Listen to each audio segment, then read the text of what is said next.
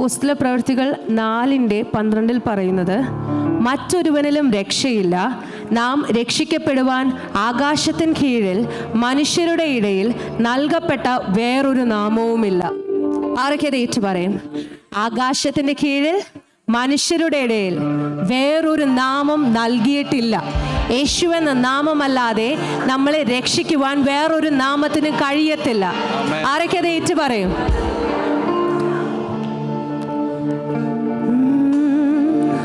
ആകാശത്തിൻ കീഴിൽ വേറൊരു നാമമില്ലല്ലോ, യേശുനാമമല്ലാതെ, യേശുനാമമല്ലാതെ. മാനവരക്ഷയ്ക്കുള്ളിൽ വേറൊരു നാമമില്ലല്ലോ, യേശുനാമമല്ലാതെ, യേശുനാമമല്ല. ആകാശത്തിൻ കീഴിൽ വേറൊരു നാമമില്ലല്ലോ, യേശുനാമമല്ലാതെ, യേശുനാമമല്ലാതെ. മാനവരക്ഷയ്ക്കുള്ളിൽ വേറൊരു നാമമില്ലല്ലോ, യേശുനാമമല്ലാതെ, യേശുനാമമല്ലാതെ. മറ്റൊരുവനിലും രക്ഷയില്ല യേശുവിലല്ലാതെ. ഏകരക്ഷകനവനല്ലോ, യേശുവിലുള്ളൊരു വിശ്വാസത്താൽ രക്ഷവരിച്ചിടാം, നിത്യരക്ഷ വരിച്ചിടാം. മറ്റൊരുവനിലും രക്ഷയില്ല യേശുവിലല്ലാതെ. ഏകരക്ഷകനവനല്ലോ, യേശുവിലുള്ളൊരു വിശ്വാസത്താൽ രക്ഷവരിച്ചിടാം, നിത്യരക്ഷ വരിച്ചിടാം. ആകാശത്തിൻ കീഴിൽ വേറൊരു നാമമില്ലല്ലോ, യേശുനാമമല്ലാതെ, യേശുനാമമല്ലാതെ. മാനവരക്ഷയ്ക്കുള്ളിൽ വേറൊരു നാമമില്ലല്ലോ, യേശുനാമമല്ലാതെ, യേശുനാമമല്ലാതെ. പറുദീസായിൽ ദൈവം തന്നൊരു രക്ഷാവാഗ്ദാനം യേശുനാഥനല്ലയോ. പ്രവാചകന്മാർ മുന്നേ ചൊന്നൊരു രക്ഷാ സന്ദേശം യേശുനാഥനല്ലയോ. പറുദീസായിൽ ദൈവം തന്നൊരു രക്ഷാവാഗ്ദാനം യേശുനാഥനല്ലയോ. പ്രവാചകന്മാർ മുന്നേ ചൊന്നൊരു രക്ഷാ സന്ദേശം യേശുനാഥനല്ലയോ. ആകാശത്തിൻ കീഴിൽ വേറൊരു നാമമില്ലല്ലോ, യേശുനാമമല്ലാതെ, യേശുനാമമല്ലാതെ. മാനവരക്ഷയ്ക്കുള്ളിൽ വേറൊരു നാമമില്ലല്ലോ, യേശുനാമമല്ലാതെ, യേശുനാമമല്ലാതെ. ദൈവം മാനവരക്ഷയ്ക്കായി തന്നൊരു നാമമേ യേശു എന്നൊരു നാമമേ. ഭൂലോകങ്ങൾ മുട്ടുമടക്കും ഉന്നത നാമമേ യേശു എന്നൊരു നാമമേ. ദൈവം മാനവരക്ഷയ്ക്കായി തന്നൊരു നാമമേ യേശു എന്നൊരു നാമമേ. ഭൂലോകങ്ങൾ മുട്ടുമടക്കും ഉന്നത നാമമേ യേശു എന്നൊരു നാമമേ. ആകാശത്തിൻ കീഴിൽ വേറൊരു നാമമില്ലല്ലോ, യേശുനാമമല്ലാതെ, യേശുനാമമല്ലാതെ. മാനവരക്ഷയ്ക്കുള്ളിൽ വേറൊരു നാമമില്ലല്ലോ, യേശുനാമമല്ലാതെ, യേശുനാമമല്ലാതെ. വഴിയും സത്യവും ജീവനും യേശു മാത്രമല്ലയോ. പരലേക മധ്യസ്ഥൻ താതന്നരികിൽ ചെല്ലാനുള്ളൊരു വഴിയല്ലോ യേശു, ഏക വഴിയല്ലോ യേശു. വഴിയും സത്യവും ജീവനും യേശു മാത്രമല്ലയോ. പരലേക മധ്യസ്ഥൻ താതന്നരികിൽ ചെല്ലാനുള്ളൊരു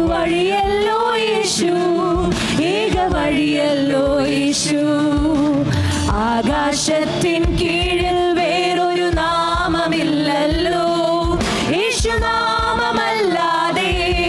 യേശുനാമമല്ലാതെ. മാനവരക്ഷയ്ക്കുള്ളിൽ വേറൊരു നാമമില്ലല്ലോ യേശുനാമമല്ലാതെ, യേശുനാമമല്ല. ആകാശത്തിൻ കീഴിൽ വേറൊരു നാമമില്ലല്ലോ യേശുനാമമല്ലാതെ, യേശുനാമമല്ലാതെ. മാനവരക്ഷയ്ക്കുള്ളിൽ വേറൊരു നാമമില്ലല്ലോ യേശുനാമമല്ലാതെ, യേശുനാമമല്ല. പറുദീസായിൽ ദൈവം തന്നൊരു രക്ഷാവാഗ്ദാനം യേശുനാഥനല്ലയോ. പ്രവാചകന്മാർ മുന്നിൽ ചെന്നൊരു രക്ഷാ സന്ദേശം യേശുനാഥനല്ലയോ. പറുദീസായിൽ ദൈവം തന്നൊരു രക്ഷാവാഗ്ദാനം യേശുനാഥനല്ലയോ.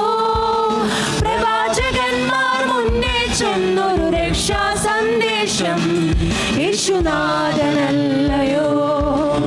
ആകാശത്തിൻ കീഴിൽ വേറൊരു നാമമില്ലല്ലോ യേശുനാമമല്ലാതെ, യേശുനാമമല്ലാതെ. മാനവരക്ഷയ്ക്കുള്ളിൽ വേറൊരു നാമമില്ലല്ലോ യേശുനാമമല്ലാതെ, യേശുനാമമല്ലാതെ. മറ്റൊരുവനിലും രക്ഷയതില്ല യേശുവിലല്ലാതെ. ഏകരക്ഷകനവനല്ലോ യേശുവിലുള്ളൊരു വിശ്വാസത്താൽ രക്ഷ വരിച്ചിടാം, നിത്യരക്ഷ വരിച്ചിടാം. മറ്റൊരുവനിലും രക്ഷയതില്ല യേശുവിലല്ലാതെ. ഏകരക്ഷകനവനല്ലോ യേശുവിലുള്ളൊരു വിശ്വാസത്താൽ രക്ഷ വരിച്ചിടാം, നിത്യരക്ഷ വരിച്ചിടാം. ആകാശത്തിൻ കീഴിൽ വേറൊരു നാമമില്ലല്ലോ യേശുനാമമല്ലാതെ, യേശുനാമമല്ലാതെ. മാനവരക്ഷയ്ക്കുള്ളിൽ വേറൊരു നാമമില്ലല്ലോ യേശുനാമമല്ലാതെ, യേശുനാമമല്ലാതെ. വഴിയും സത്യവും ജീവനും യേശു മാത്രമല്ലയോ. പരനേക മധ്യസ്ഥൻ താതൻ അരികിൽ ചെല്ലാനുള്ളൊരു വഴിയല്ലോ യേശു, ഏക വഴിയല്ലോ യേശു. വഴിയും സത്യവും ജീവനും യേശു മാത്രമല്ലയോ. പരനേക മധ്യസ്ഥൻ താതൻ അരികിൽ ചെല്ലാനുള്ളൊരു വഴിയല്ലോ യേശു, ഏക വഴിയല്ലോ യേശു.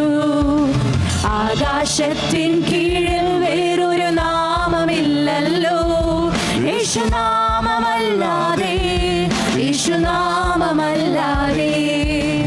മാനവരക്ഷയ്ക്കുള്ളിൽ വേറൊരു നാമമില്ലല്ലോ യേശുനാമമല്ലാതെ, യേശുനാമമല്ലാതെ.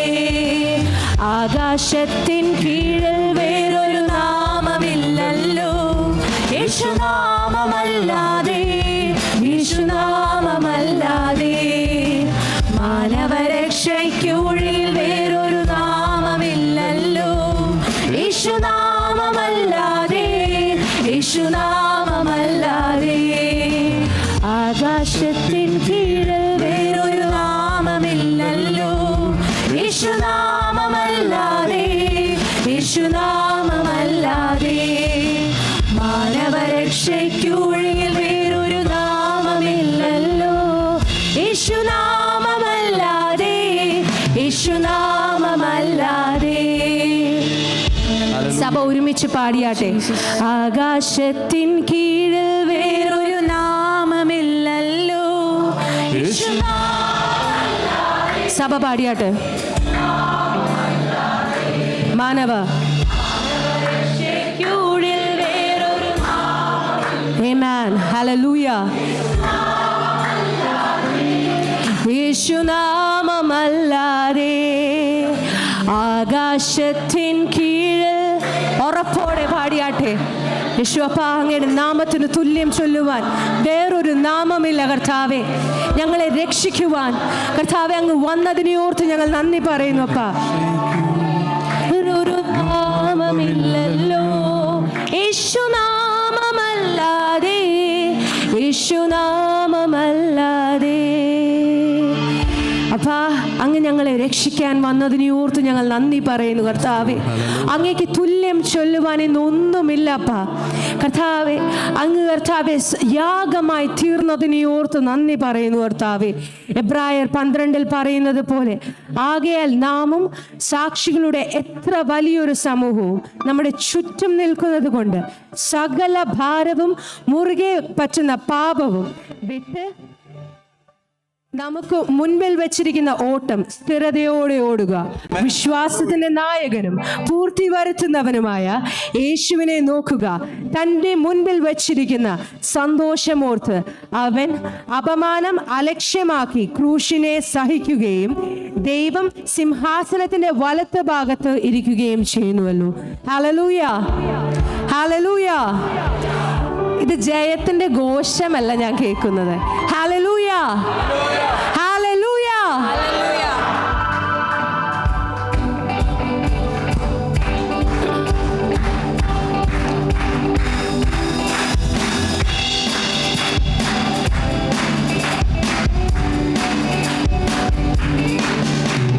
ജയ ജയ ജയ ഗീതം, ജയ ജയ ജയ ഗീതം. യേശുവിനായി ഞാൻ എന്നാളും പാടിയിടും. ജയ ജയ ജയ ഗീതം, ജയ ജയ ജയ ഗീതം. ഉന്നതനാമൻ യേശുവിനായി ഞാൻ എന്നാളും പാടിയിടും. രാജാതി രാജാതി രാജൻ നീ, ദേവാദിദേവൻ നീ, ഭുജാതികൾക്കെല്ലാം രക്ഷാകരൻ നീയേ. രാജാതി രാജാതി രാജൻ നീ, ദേവാദിദേവൻ നീ, ഭുജാതികൾക്കെല്ലാം രക്ഷാകരൻ നീയേ. ആഹാ ഹാ ഹാ, ഹല്ലേലൂയ. ഓഹോ ഓ ശാന ലാ ലാ ലാ ലാ ലാ ലാ. ഹല്ലേലൂയ, ആമേൻ. ആഹാ ഹാ ഹാ, ഹല്ലേലൂയ. ഓഹോ ശാന ലാ ലാ ലാ ലാ ലാ ലാ. ഹല്ലേലൂയ, ആമേൻ. ഉന്നതി വിട്ടി മന്നതിൽ വന്ന് നിന്ദകൾ തീർക്കാനായി തന്നുയിരേകി തന്നവനാമി നിന്ന ചുമന്നതിനാൽ. ഉന്നതി വിട്ടി മന്നതിൽ വന്ന് നിന്ദകൾ തീർക്കാനായി എനിക്കും നിങ്ങൾക്കും വേണ്ടി പകരക്കാരനായ യേശുവിനെ അവനാമി ചുമന്നതിനാൽ. രാജാതിരാജൻ നീ, ദേവാദിദേവൻ നീ, ഭുജാതികൾക്കെല്ലാം രക്ഷാകരൻ നീയേ. രാജാതിരാജൻ നീ, ദേവാദിദേവൻ നീ, ഭുജാതികൾക്കെല്ലാം രക്ഷാകരൻ നീയേ. അതുകൊണ്ട് ഹാ ഹാ ഹാ ഹാ ഹാ, ഹല്ലേലൂയ. ഓഹോ ഓ ശാന ലാ ലാ ലാ ലാ ലാ ലാ. ഹല്ലേലൂയ, ആമേൻ. ആഹാ ഹാ ഹാ ഹാ, ഹല്ലേലൂയ. ഓഹോ ഓ ശാന ലാ ലാ ലാ ലാ ലാ ലാ. ഹല്ലേലൂയ.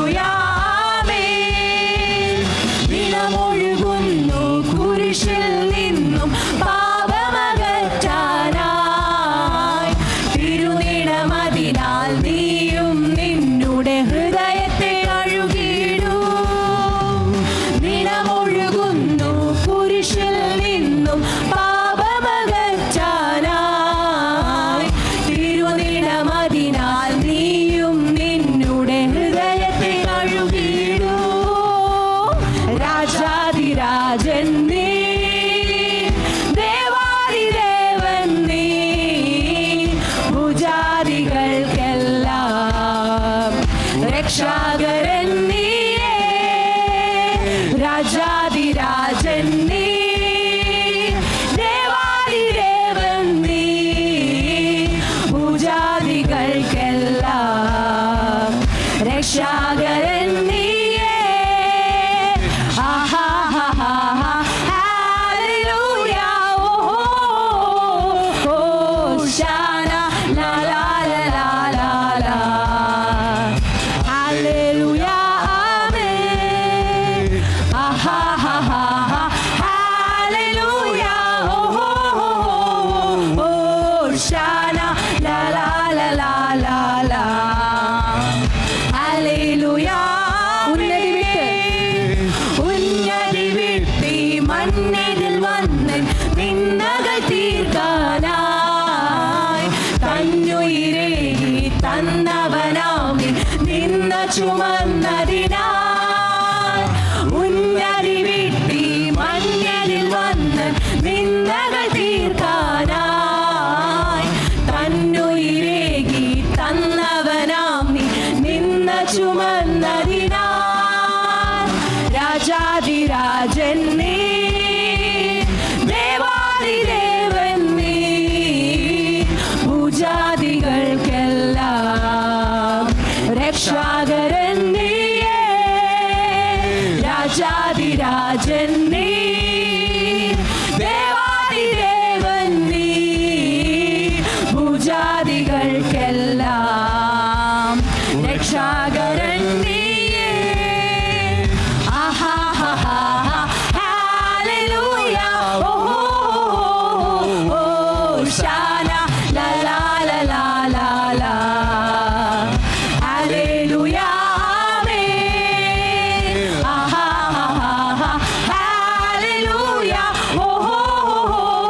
ഹോശാന ലാ ലാ ലാ ലാ ലാ ഹല്ലേലൂയ ആമേൻ. എന്റെ പാറയാകും യേശുനാഥാ, എന്നെ കാക്കും ദൈവം നീയേ. എന്റെ പാറയാകും യേശുനാഥാ, എന്നെ കാക്കും ദൈവം നീയേ. മഹിമയും ബലവും നിറഞ്ഞവനേ, എന്നും എന്നും സ്തുതി നിനക്ക്. മഹിമയും ബലവും നിറഞ്ഞവനേ, എന്നും എന്നും സ്തുതി നിനക്ക്. അതുകൊണ്ട് ആരാധന അങ്ങേക്ക്, ആരാധന അങ്ങേക്ക്, ആരാധന അങ്ങേക്ക്, ആരാധന അങ്ങേക്ക്. യേശുവേ ആരാധന അങ്ങേക്ക്, ആരാധന അങ്ങേക്ക്, ആരാധന അങ്ങേക്ക്, ആരാധന അങ്ങേക്ക്. എന്റെ ബലഹീന നേരങ്ങളിൽ നിന്റെ കൃപ എന്നിൽ തന്നല്ലോ നീ. എന്റെ ബലഹീന നേരങ്ങളിൽ നിന്റെ കൃപ എന്നിൽ തന്നല്ലോ നീ. യേശുനാഥാ നീ എൻ ബലമായതാൽ ഞാൻ ഒട്ടും ഭയപ്പെടില്ല. യേശുനാഥാ നീ എൻ ബലമായതാൽ ഞാൻ ഒട്ടും ഭയപ്പെടില്ല. അതുകൊണ്ട് ആരാധന അങ്ങേക്ക്, ആരാധന അങ്ങേക്ക്, ആരാധന അങ്ങേക്ക്, ആരാധന അങ്ങേക്ക്. യേശുവേ ആരാധന അങ്ങേക്ക്, ആരാധന അങ്ങേക്ക്, ആരാധന അങ്ങേക്ക്, ആരാധന അങ്ങേക്ക്. നിന്റെ ചിറകുകളിൻ നിഴലിൽ എന്നും ആനന്ദം പകരുന്നു നീ. നിന്റെ ചിറകുകളിൻ നിഴലിൽ എന്നും ആനന്ദം പകരുന്നു നീ. വിശ്വസ്തനും നീ എന്നും തുണയായോരും സ്തുതിക്കു യോഗ്യനും നീ. വിശ്വസ്തനും നീ എന്നും തുണയായോരും സ്തുതിക്കു യോഗ്യനും നീ. ആരാധന അങ്ങേക്ക്, ആരാധന അങ്ങേക്ക്, ആരാധന അങ്ങേക്ക്, ആരാധന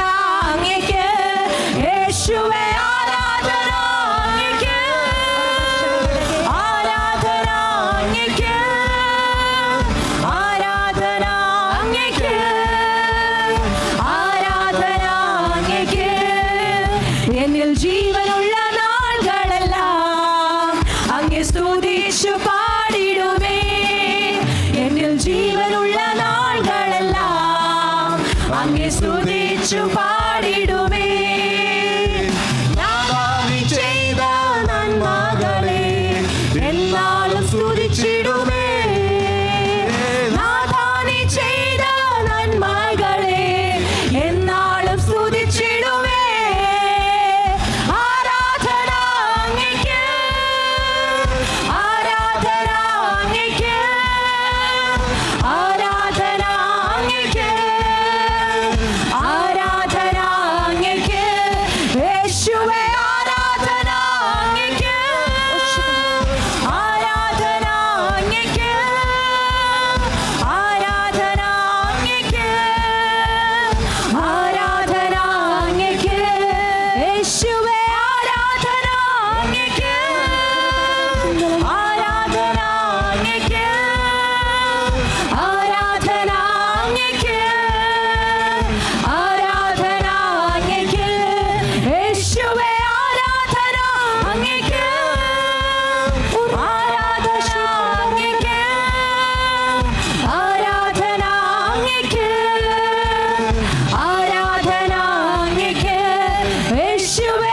ആരാധന അങ്ങേക്ക്, ആരാധന അങ്ങേക്ക്, ആരാധന അങ്ങേക്ക്, ആരാധന അങ്ങേക്ക്, ആരാധന അങ്ങേക്ക്, ആരാധന അങ്ങേക്ക്, ആരാധന അങ്ങേക്ക്, ആരാധന അങ്ങേക്ക് യേശുവേ.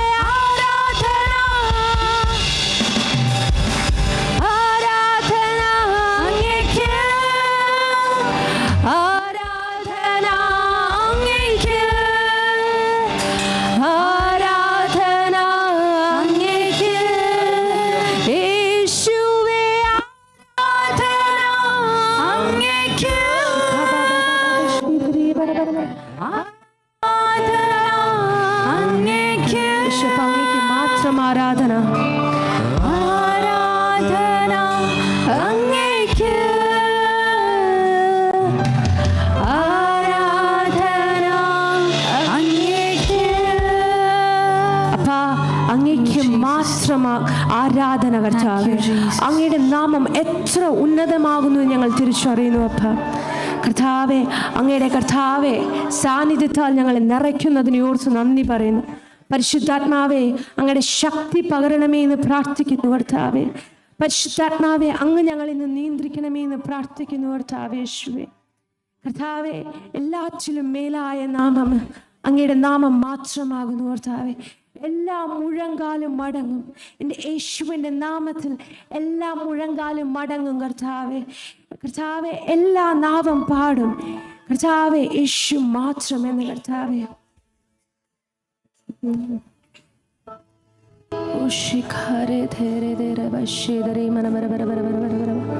Oh Jesus, we lift your name on high, Father Lord Jesus.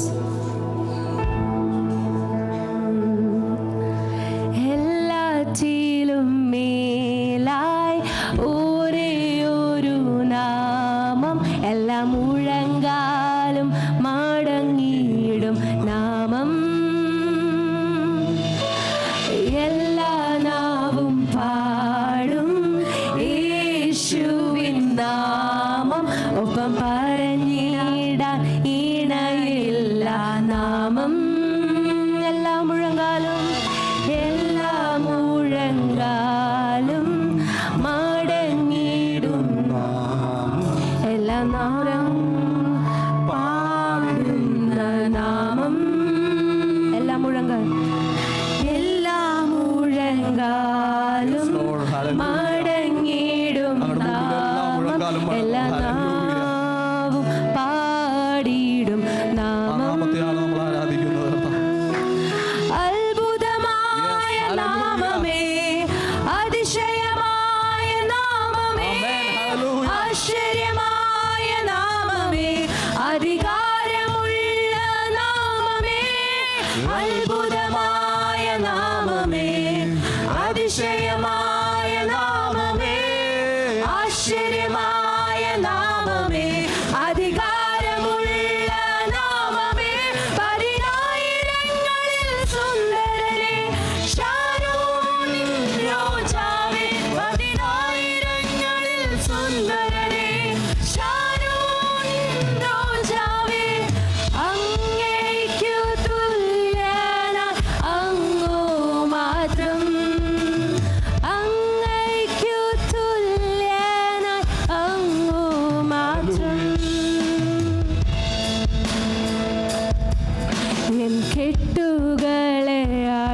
അഴിച്ച യേശുവിൻ നാമം സർവ്വവ്യാധിയും മാറ്റിയ നാമം.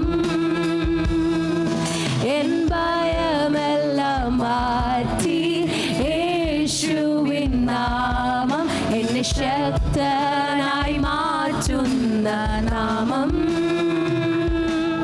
എൻ കെട്ടുകളെ അഴിച്ച യേശുവിൻ നാമം സർവ്വവ്യാധിയും മാറ്റിയ നാമം.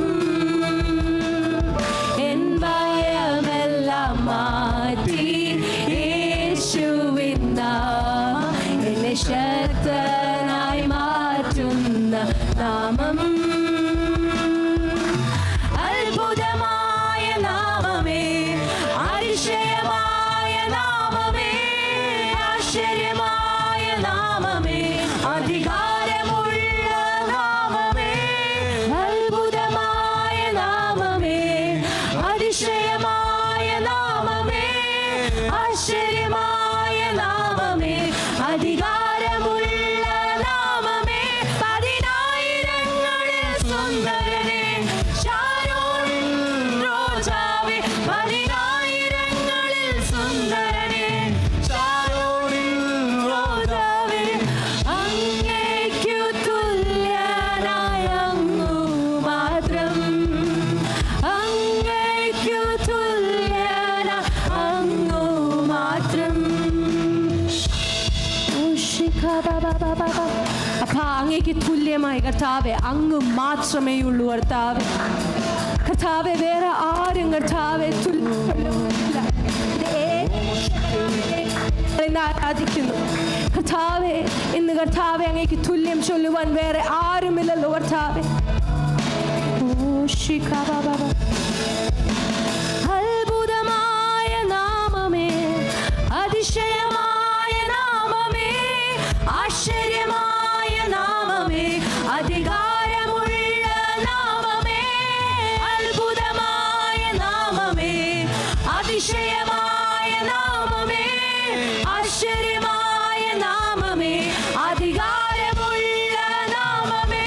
പതിനായിരങ്ങളിൽ സുന്ദരനേ, ശാരോണിൻ റോജാവേ, പതിനായിരങ്ങളിൽ സുന്ദരനേ, ശാരോണിൻ റോജാവേ.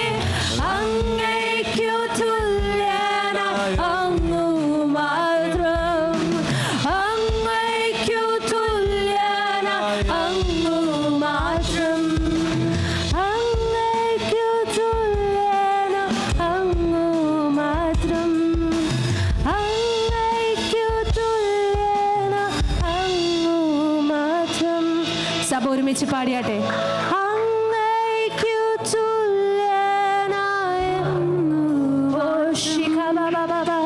അങ്ങേക്കു തുല്യനായ അങ്ങു. വാഗൊണ്ടേച്ച് പറഞ്ഞാട്ടെ. അങ്ങേക്കു തുല്യനായ അങ്ങു മാത്രം, അങ്ങേക്കു തുല്യനായ അങ്ങു മാത്രം, അങ്ങേക്കു തുല്യനായ അങ്ങു മാത്രം, അങ്ങേക്കു തുല്യനായ അങ്ങു മാത്രം.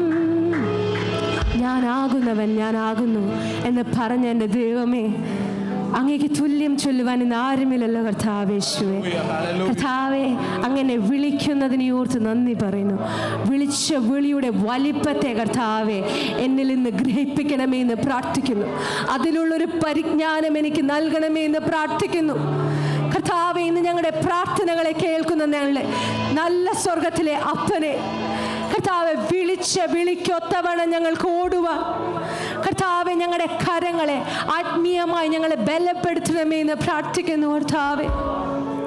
കർത്താവെ, തുടർന്നുള്ള ശുശ്രൂഷകളിൽ അങ്ങനെ സാന്നിധ്യം ഞങ്ങൾ ചോദിക്കുന്നു. കർത്താവെ, എല്ലാ മഹത്വം യേശുവിന് മാത്രം. ആമേൻ.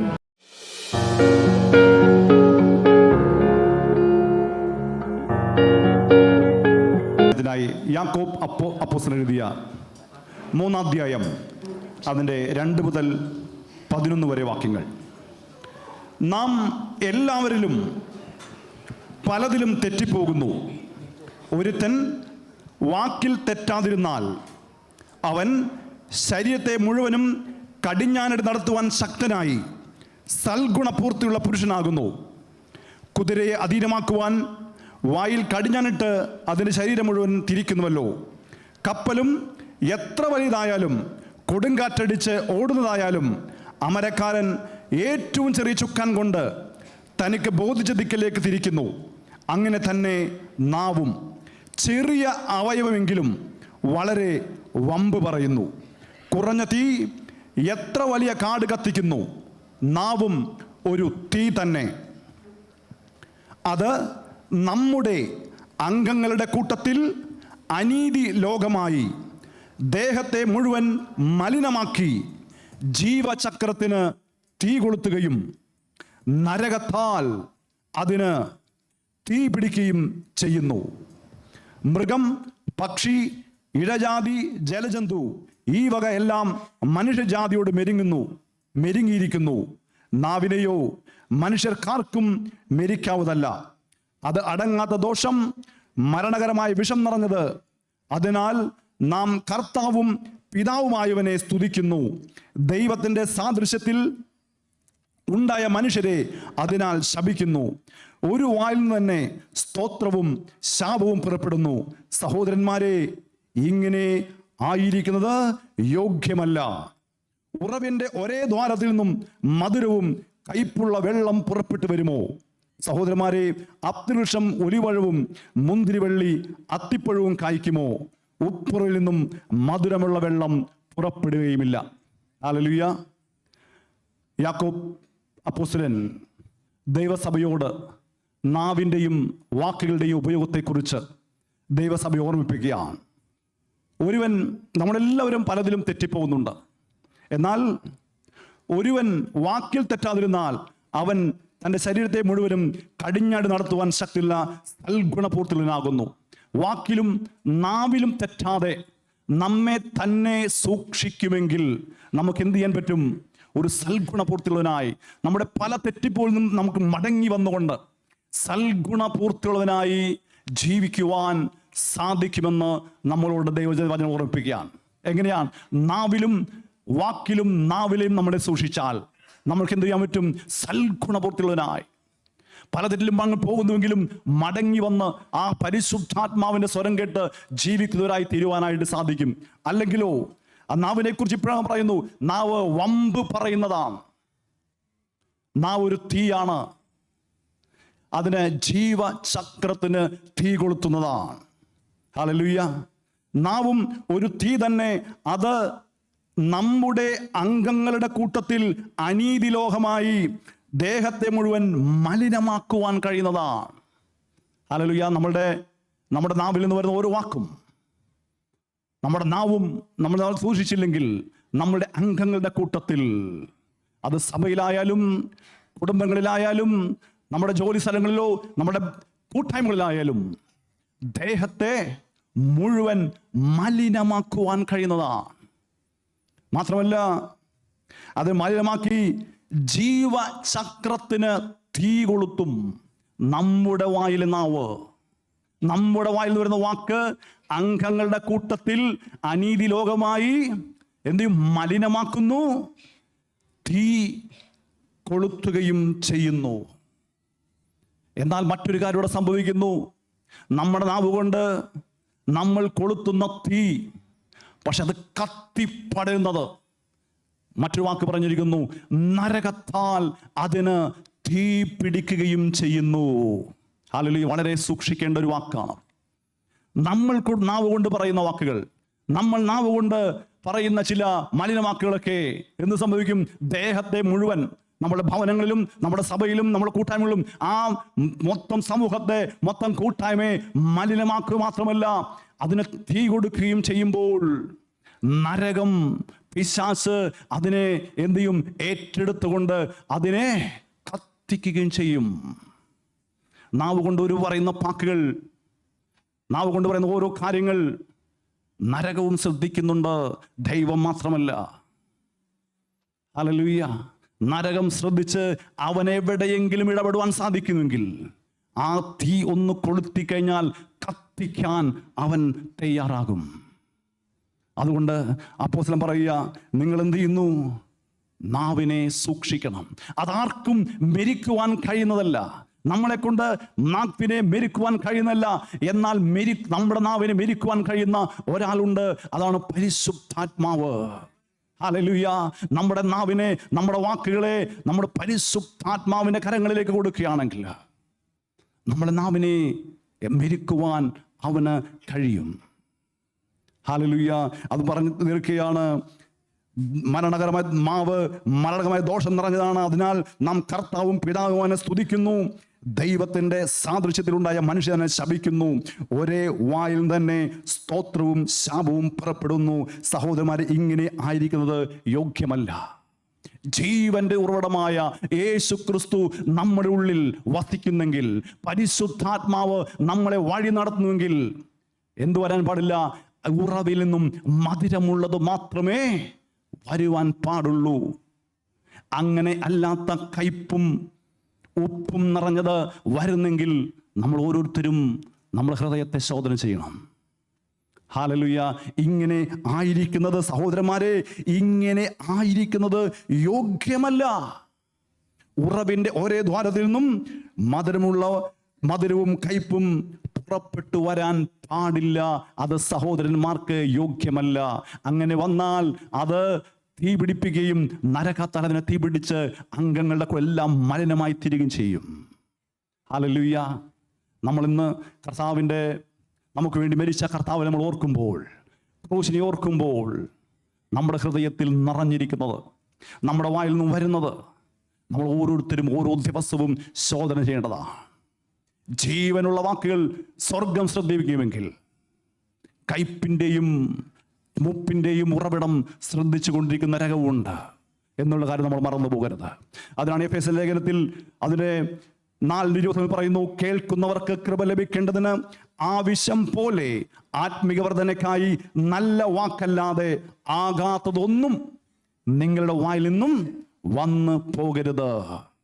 ആകാത്തത്, കയ്പുള്ളത്, ഉറജീവനില്ലാത്തത് ഒന്നും നിങ്ങളുടെ വായിൽ നിന്നും വന്നു പോകരുത്. സഹോദരന്മാരെ, ഇത് നിങ്ങൾക്ക് യോഗ്യമല്ല. യാക്കോബിന് എന്നും അതിന്റെ 1:26 പറയുന്നു, നിങ്ങൾ ഒരുവൻ തൻ്റെ നാവിനെ കടിഞ്ഞാനിടാതെ തൻ്റെ ഹൃദയത്തെ വഞ്ചിച്ചുകൊണ്ട് താൻ ഭക്തനെ നിരൂപിച്ചാൽ തൻ്റെ ഭക്തി വ്യർത്ഥമത്രേ. നാവിന് കടിഞ്ഞാനിടാതെ, വാക്കിന് കടിഞ്ഞാനിടാതെ നമ്മൾ എത്ര ഹല്ലേലൂയ പറഞ്ഞാലും, എത്ര പ്രാർത്ഥിച്ചാലും, എത്ര ഭക്തി കാണിച്ചാലും ദൈവത്തിൻ്റെ പരിശുദ്ധാത്മാവിനെ ദുഃഖിപ്പിക്കുന്നവരായി മാറും. ദുഃഖിപ്പിക്കുന്നവരാണെന്നുള്ള കാര്യം മറന്നു പോകരുത്. ഹല്ലേലൂയ. ഇന്ന് കർത്താവിൻ്റെ മേശയുടെ മുമ്പാകെ വരുമ്പോൾ നമുക്ക് നമ്മുടെ ഹൃദയത്തെ ഒന്ന് ശോധന ചെയ്യുമ്പോൾ എവിടെയെങ്കിലുമൊക്കെ നമ്മളും ഈ കയ്പുള്ള ഉറവ നമ്മൾ വന്നിട്ടുണ്ടോ നമ്മളൊന്ന് ശ്രദ്ധിക്കണം. നമ്മുടെ ഹൃദയം നിറഞ്ഞിരിക്കുന്നത് കയ്പാണെങ്കിൽ ആ കയ്പ് നമ്മുടെ നാവ് ഏറ്റെടുക്കും. എന്നാൽ ഇന്ന് നമുക്ക് വേണ്ടി മരിച്ച കർത്താവായ യേശു ക്രിസ്തുവിനൊരു ക്രൂശ് നമുക്ക് മുമ്പിലുണ്ട്. എല്ലാ കയ്പിനെയും ഏറ്റെടുത്ത കർത്താവ്, എല്ലാ നിന്ദകളെയും ഏറ്റെടുത്ത കർത്താവ്, എല്ലാ പാപങ്ങളെയും ഏറ്റെടുത്ത യേശു ക്രിസ്തുവിൻ്റെ ക്രൂശിന് മുമ്പിലാണ് നമ്മൾ നിൽക്കുന്നത്.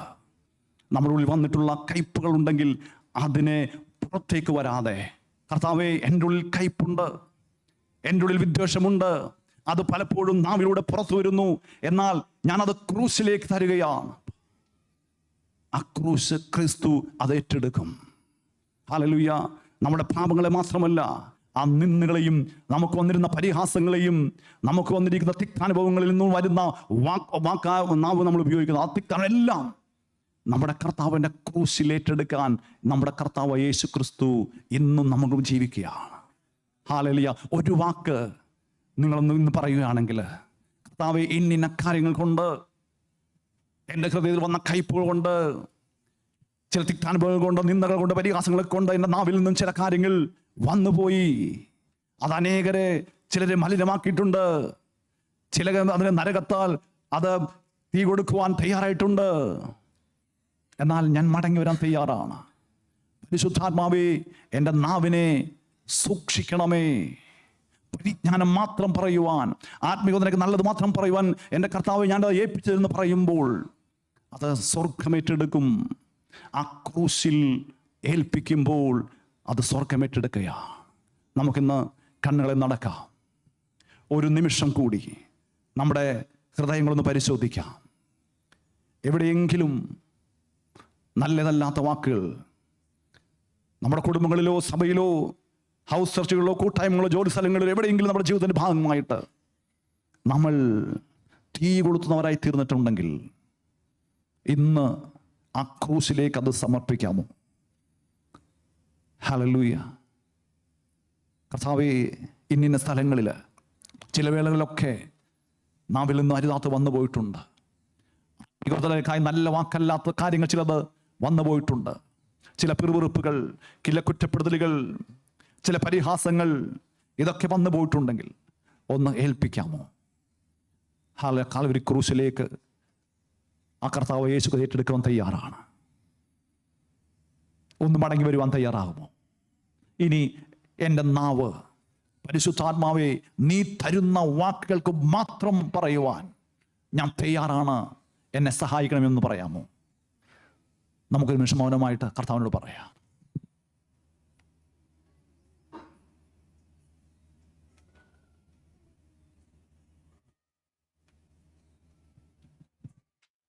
പരിശുദ്ധനായ ദൈവമേ, സ്വർഗത്തിലെ നല്ല പിതാവേ, നന്ദിയോടെ ഞങ്ങൾ അങ്ങയെ സ്തുതിക്കുന്നു. കർത്താവായ യേശു ക്രിസ്തുവിൻ്റെ ക്രൂശിനെ ഞങ്ങൾ ഓർക്കുമ്പോൾ ഇന്ന് കർത്താവെ, ഞങ്ങൾ അങ്ങയുടെ സന്നിധിയിലേക്ക് വീണ്ടും വരികയാണ്. കർത്താവെ, പലപ്പോഴും ഞങ്ങൾ നാവിൽ തെറ്റിപ്പോയിട്ടുണ്ട്. കർത്താവ് വാക്കിൽ തെറ്റിപ്പോയിട്ടുണ്ട്. നാവിനെ ഉപയോഗിക്കുമ്പോൾ അത് പരിശുദ്ധാത്മാവിൻ്റെ സ്വരം ഞങ്ങൾ കേട്ടിട്ടില്ല. പരിശുദ്ധാത്മാവിനെ ഞങ്ങൾ ദുഃഖിപ്പിച്ചിട്ടുണ്ട്. അപ്പാ, അടിയങ്ങളോട് ക്ഷമിക്കണമേ ഞങ്ങൾ പ്രാർത്ഥിക്കുന്നു. വന്നുപോയിട്ടുള്ള ചില പരിഹാസങ്ങളെ, ചില നിന്ദകളെ, ചില തെറ്റായ വർത്തമാനങ്ങളെയൊക്കെ കർത്താവെ ആ ക്രൂസിലേക്ക് ഞങ്ങൾ സമർപ്പിക്കുകയാണ്. കർത്താവായ യേശു രക്തത്താൽ ഞങ്ങളെ കഴുകി ശുദ്ധി ചെയ്യണമെന്ന് പ്രാർത്ഥിക്കുന്നു. കർത്താവ്, ഞങ്ങളുടെ നാവിനെ പരിശുദ്ധാത്മാവിൻ്റെ കരങ്ങളിലേക്ക് ഏൽപ്പിക്കുന്നു. പരിശുദ്ധാത്മാവ് പറയുന്നത് മാത്രം പറയുവാൻ, യേശുവിൻ്റെ വചനങ്ങൾ മാത്രം പറയുവാൻ, കേൾക്കുന്നവർ കൃപ ലഭിക്കുന്ന നല്ല വാക്കല്ലാതെ ആകാത്തതൊന്നും ഞങ്ങളുടെ വായിൽ നിന്നും പുറപ്പെടാതിരിപ്പാൻ കർത്താവ് ഞങ്ങളെ സഹായിക്കണമേ ഞങ്ങൾ പ്രാർത്ഥിക്കുന്നു. കർത്താവേ, ഞങ്ങൾക്ക് വലിയ കൃപ പകരണമെന്ന് ഞങ്ങൾ പ്രാർത്ഥിക്കുന്നു. ഇനിയുള്ള ജീവന്റെ വെള്ളം, മധുരമുള്ള വെള്ളം മാത്രം പുറപ്പെടുവിക്കുവാൻ ദൈവം ഞങ്ങൾ കൃപ നൽകണമെന്ന് ഞങ്ങൾ പ്രാർത്ഥിക്കുന്നു. പ്രാർത്ഥന കേട്ടവർക്കായി നന്ദി. യേശു ക്രിസ്തുവിൻ നാമത്തിൽ തന്നെ ആമേൻ.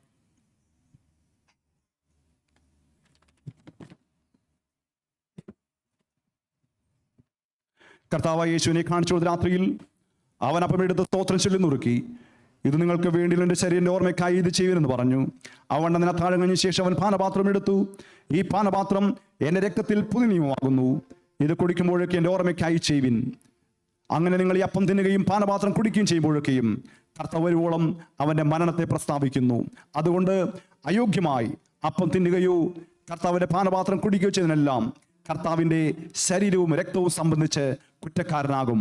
മനുഷ്യൻ തന്നെത്താൻ ശോധന ചെയ്തിട്ട് വേണം ഈ അപ്പം തിന്നുകയും പാനപാത്രത്തിൽ നിന്ന് കുടിക്കുകയും ചെയ്യുവാൻ. തിന്നുകയും കുടിക്കുകയും ചെയ്യുന്നവൻ ശരീരത്തെ വിവേചിക്കഞ്ഞാൽ തനിക്ക് ശിക്ഷാവിധി തിന്നുകയും കുടിക്കുകയും ചെയ്യുന്നു. ഇത് ഹേതുവായി നിങ്ങളിൽ പലരും ബലഹീനരും രോഗികളുമാകുന്നു, അനേകരും നിദ്ര കൊള്ളുന്നു. നാം നമ്മെ തന്നെ വിധിച്ചാൽ വിധിക്കപ്പെടുകയില്ല. വിധിക്കപ്പെടുന്നുവെങ്കിലോ നാം ലോകത്തോടുകൂടെ ശിക്ഷാവിധിയിൽ അകപ്പെടാതിരിക്കേണ്ടതിന് കർത്താവ് നമ്മെ ബാലശിക്ഷ കഴിക്കുകയാകുന്നു.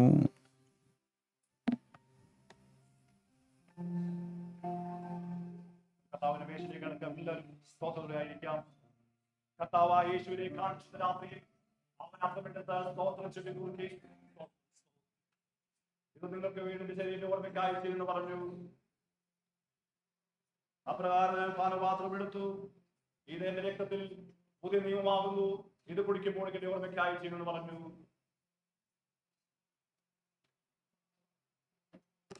രക്ഷിക്കപ്പെട്ട് സ്നാനപ്പെട്ട് ദൈവത്തോടും മനുഷ്യരോടും നല്ല മനസ്സാക്ഷിയായിരിക്കുന്ന ഏവർക്കും ഈ അപ്പവീഞ്ഞിൽ നിന്നും പാനം ചെയ്യാവുന്നതാണ്. ആ യേശുവിന്റെ രക്ഷയെ അനുഭവിച്ചറിയാത്ത ആരെങ്കിലും ഉണ്ടെങ്കിൽ ആ വലിയ അനുഭവത്തിന് വേണ്ടി പ്രാർത്ഥനയോടെ തങ്ങളുടെ സ്ഥാനങ്ങളിൽ ആയിരിക്കണമെന്ന് അപേക്ഷിക്കുന്നു.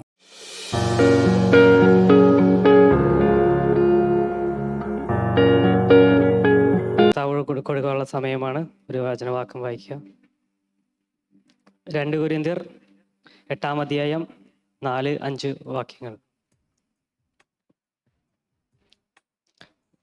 വിശുദ്ധന്മാരുള്ള സഹായത്തിന് ധർമ്മവും കൂട്ടായ്മയും സംബന്ധിച്ച് അവർ വളരെ താല്പര്യത്തോടെ ഞങ്ങളോട് അപേക്ഷിക്കുകയും പ്രാപ്തി പോലെയും പ്രാപ്തിക്ക് മീതെയും സ്വമേധയെ കൊടുക്കുവാൻ തന്നതിന് ഞാൻ സാക്ഷി. അത് ഞങ്ങൾ വിചാരിച്ചിരുന്നത് പോലെയല്ല. അവർ മുമ്പേ ഞങ്ങളെ തന്നെ കർത്താവിനും പിന്നെ ദൈവത്തിനൊത്തോളം ഞങ്ങൾക്കും ഏൽപ്പിച്ചു.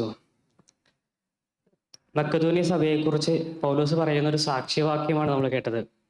പൗലോസ് മക്കദോന്യ സഭ എങ്ങനെ കൊടുത്തെന്നും അവർക്ക് എങ്ങനെ കൊടുക്കാൻ കഴിഞ്ഞുവെന്നും പറയുന്നൊരു വേദവാക്യമാണ് വായിച്ചത്.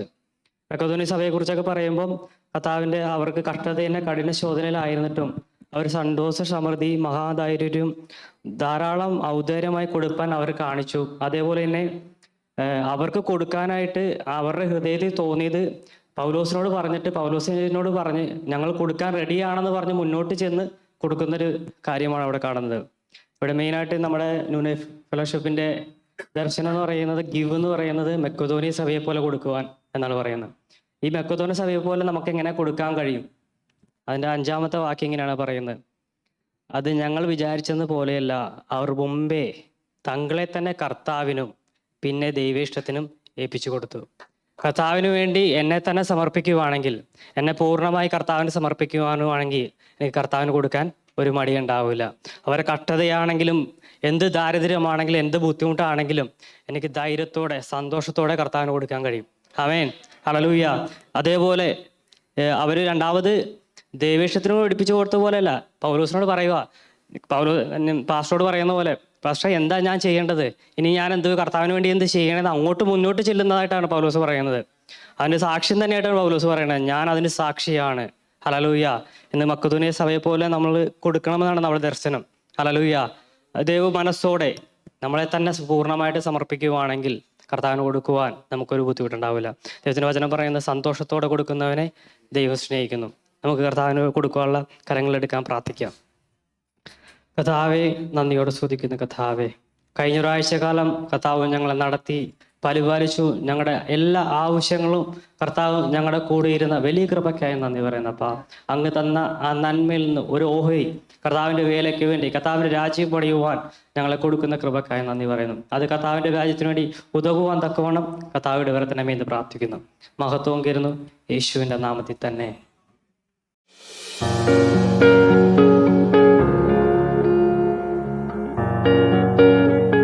ഹല്ലേലൂയ. ദൈവത്തിന് മഹത്വമുണ്ടാകട്ടെ. എല്ലാവരും വീണ്ടും ഈ ആഴ്ച കാണുവാൻ സ്വർഗത്തിലെ ദൈവം സഹായിച്ച കൃപക്കായി സ്തോത്രം. നമ്മളും ജീവനോടെ ഉള്ളതിനായി സ്തോത്രം. ഇന്നും വിശ്വാസത്തിൽ ഇരിക്കുന്നതിനായി സ്തോത്രം. അതാണ് ഏറ്റവും വലിയ ഉറപ്പല്ലേ. ഇന്ന് നമ്മളിവിടെ കൂടി വന്നത് ഏറ്റവും വലിയ മഹാത്ഭുതമാണ്. അതുകൊണ്ട് നമ്മൾ എല്ലാ കണ്ണുകളും അടച്ചിട്ട് കർത്താവിനോട് പറയാം, ഇന്ന് പകലും അവിടുത്തെ മാറ്റമില്ലാത്ത വചനം കേൾക്കേണ്ടതിന് ഈ കർത്ത ദിവസത്തിൽ കർത്താവെ, അങ്ങയുടെ മുമ്പിലേക്ക് ഒരു ശിശുവിനെ പോലെ ദാഹിച്ച് ഞങ്ങൾ ഒരുമിച്ച് വന്നിരിക്കുന്നത് ഞങ്ങളുടെ സഹോദരങ്ങളുമായുള്ള കൂട്ടായ്മ കൂടുവാനും, അത് മാത്രമല്ല ഞങ്ങൾക്ക് അങ്ങേ ആരാധിക്കുവാനും, അതും മാത്രമല്ല അവിടുത്തെ രാജ്യത്തിന്റെ വർധനവിന് വേണ്ടി വാരി വിതറി കൊടുപ്പാനും, തുടർന്ന് അവിടുത്തെ ഞങ്ങളെ മാറ്റിമറിക്കുന്ന അവിടുത്തെ വചനം ഞങ്ങളുടെ ഹൃദയത്തിൽ സംക്രമിക്കേണ്ടതിനും ഇന്ന് അവിടുത്തെ ആത്മാവിനെ ഞങ്ങൾ അധികമായി ചോദിക്കുകയാണ്. ഞങ്ങളുടെ ഹൃദയത്തിൽ വീഴുന്ന കേൾക്കുന്ന ആ വചനങ്ങളെല്ലാം 100 മേനി വിളയാൻ തക്കവണ്ണം ഇന്ന് പകല് പരിശുദ്ധാത്മാവം ദൈവം നമ്മളെ സഹായിക്കണം. അതിനുവേണ്ടി നമുക്ക് കണ്ണുകളെടുക്കാൻ പ്രാർത്ഥിക്കാം. പിതാവ്, ഞങ്ങൾ ഒരുമിച്ച് സഭയായി ആത്മീയ കുടുംബമായി ഞങ്ങൾ ഒരുമിച്ച് തിരുമലി കടന്നു വരികയാണ്.